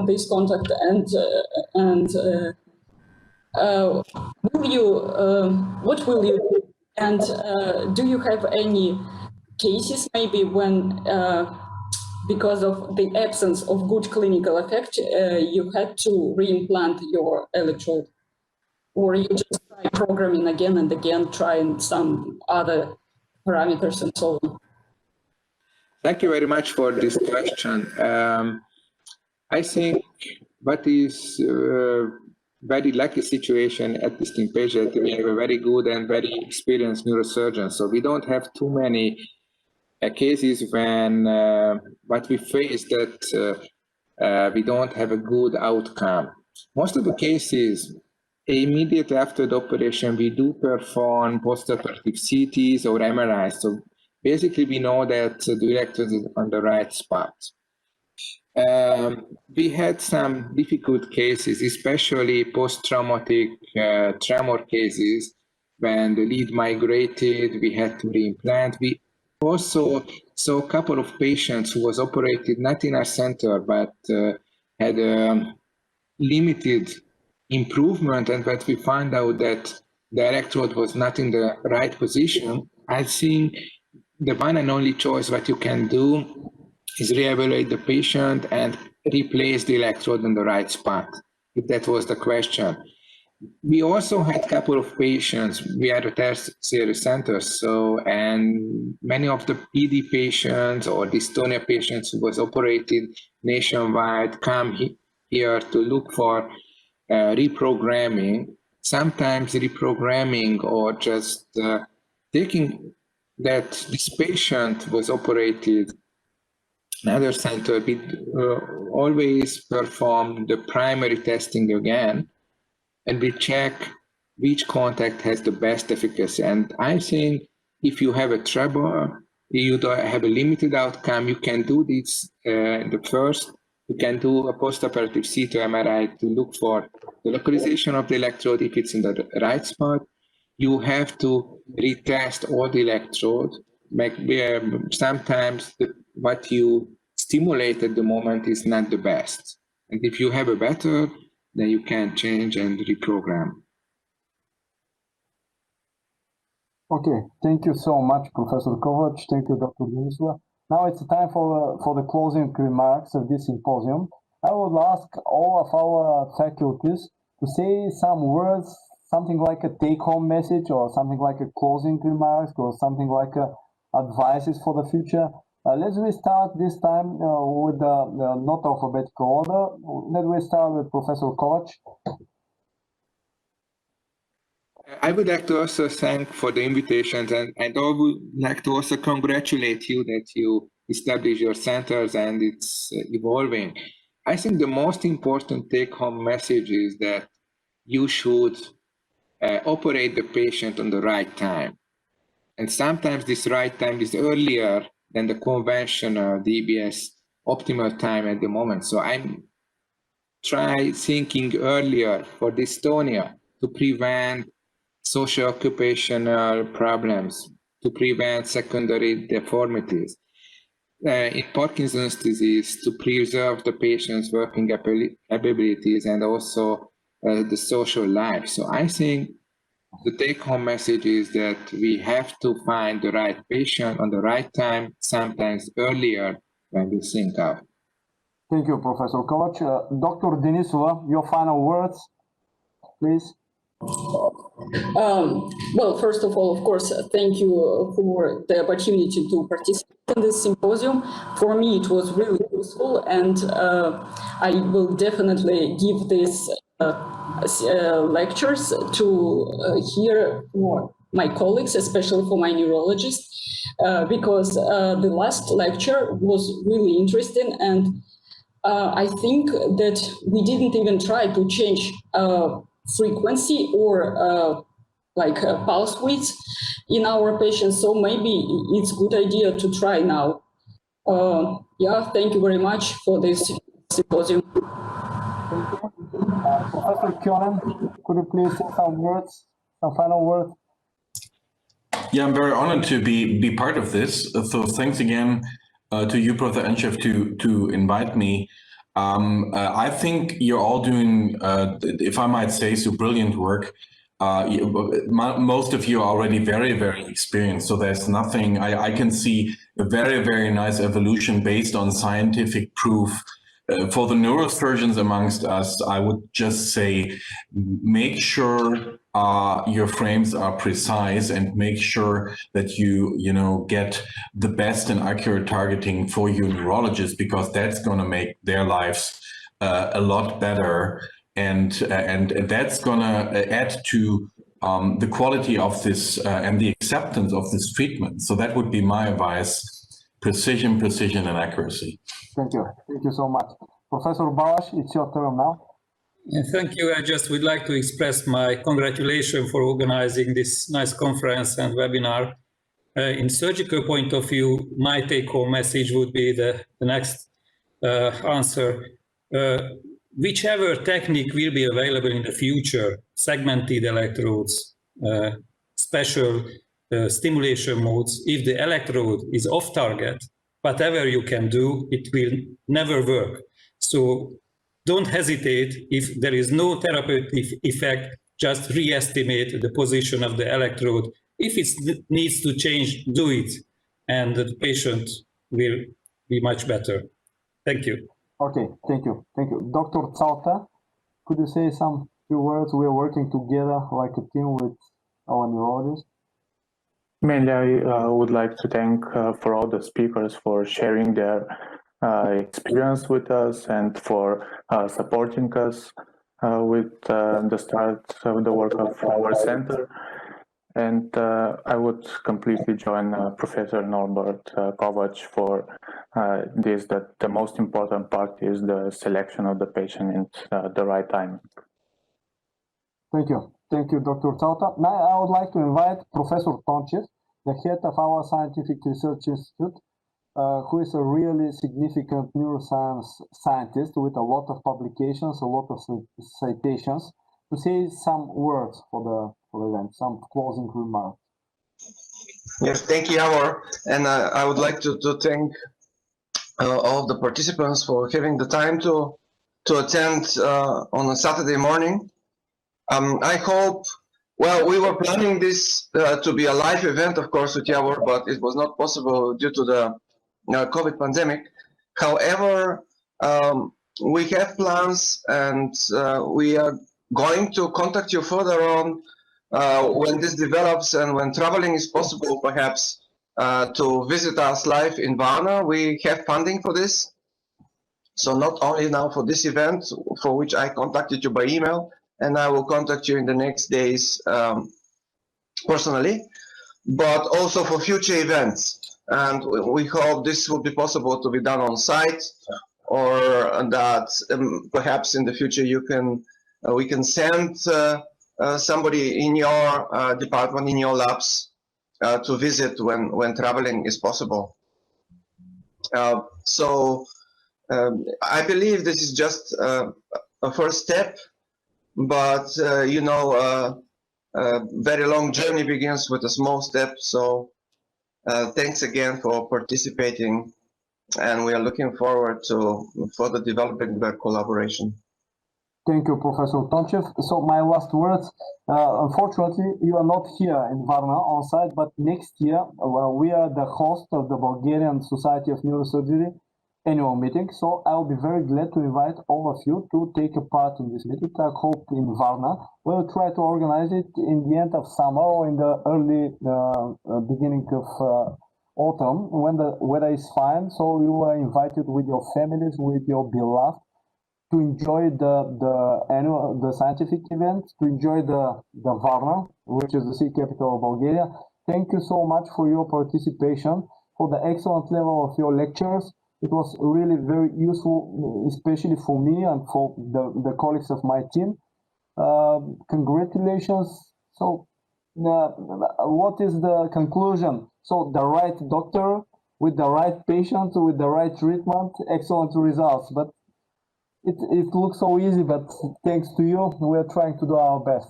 So thank you once again. Have a wonderful day.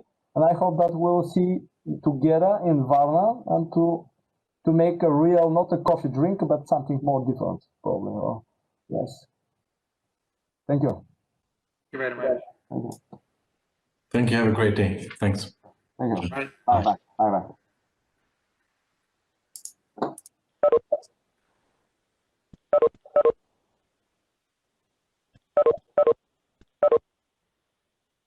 Тони, как мислиш? Ало? Ало, Тони? Чуваш ли? Да, сега те чувам, да. Протечи гладко, казва много добре. Аз проверих и канала. Вървеше в YouTube Да. Бяха, през цялото време. нивото на лекциите беше впечатляващо. Аз съм много доволен. Просто лекциите бяха страхотни. Мгм. Нивото е много високо. Колегите са много високо ниво. Германец е. Трябва да помислиш как би могло да се продължи това нещо. Да. Ами, аз предполагам, че никой не би отказал. Може да не е дали с някой от тях само пак за онлайн, доколко е полезно това. Или по време на операция да бъдат включени онлайн. Да, сам знаеш, че онлайн за лекция, но иначе за workshop и за практическата работа има нужда от визити. Наистина, струва си Пече, фантастичен център и Фрайбург. Трябва да се ходи там. Но. Колко се може повече хора за по-дълъг период от време, така мотивирани, с желание. Започнахме. Благодаря ти. Ти си основният така мотор и поздравявам, защото без теб трудно ще да стане всичко и финансиране. И така.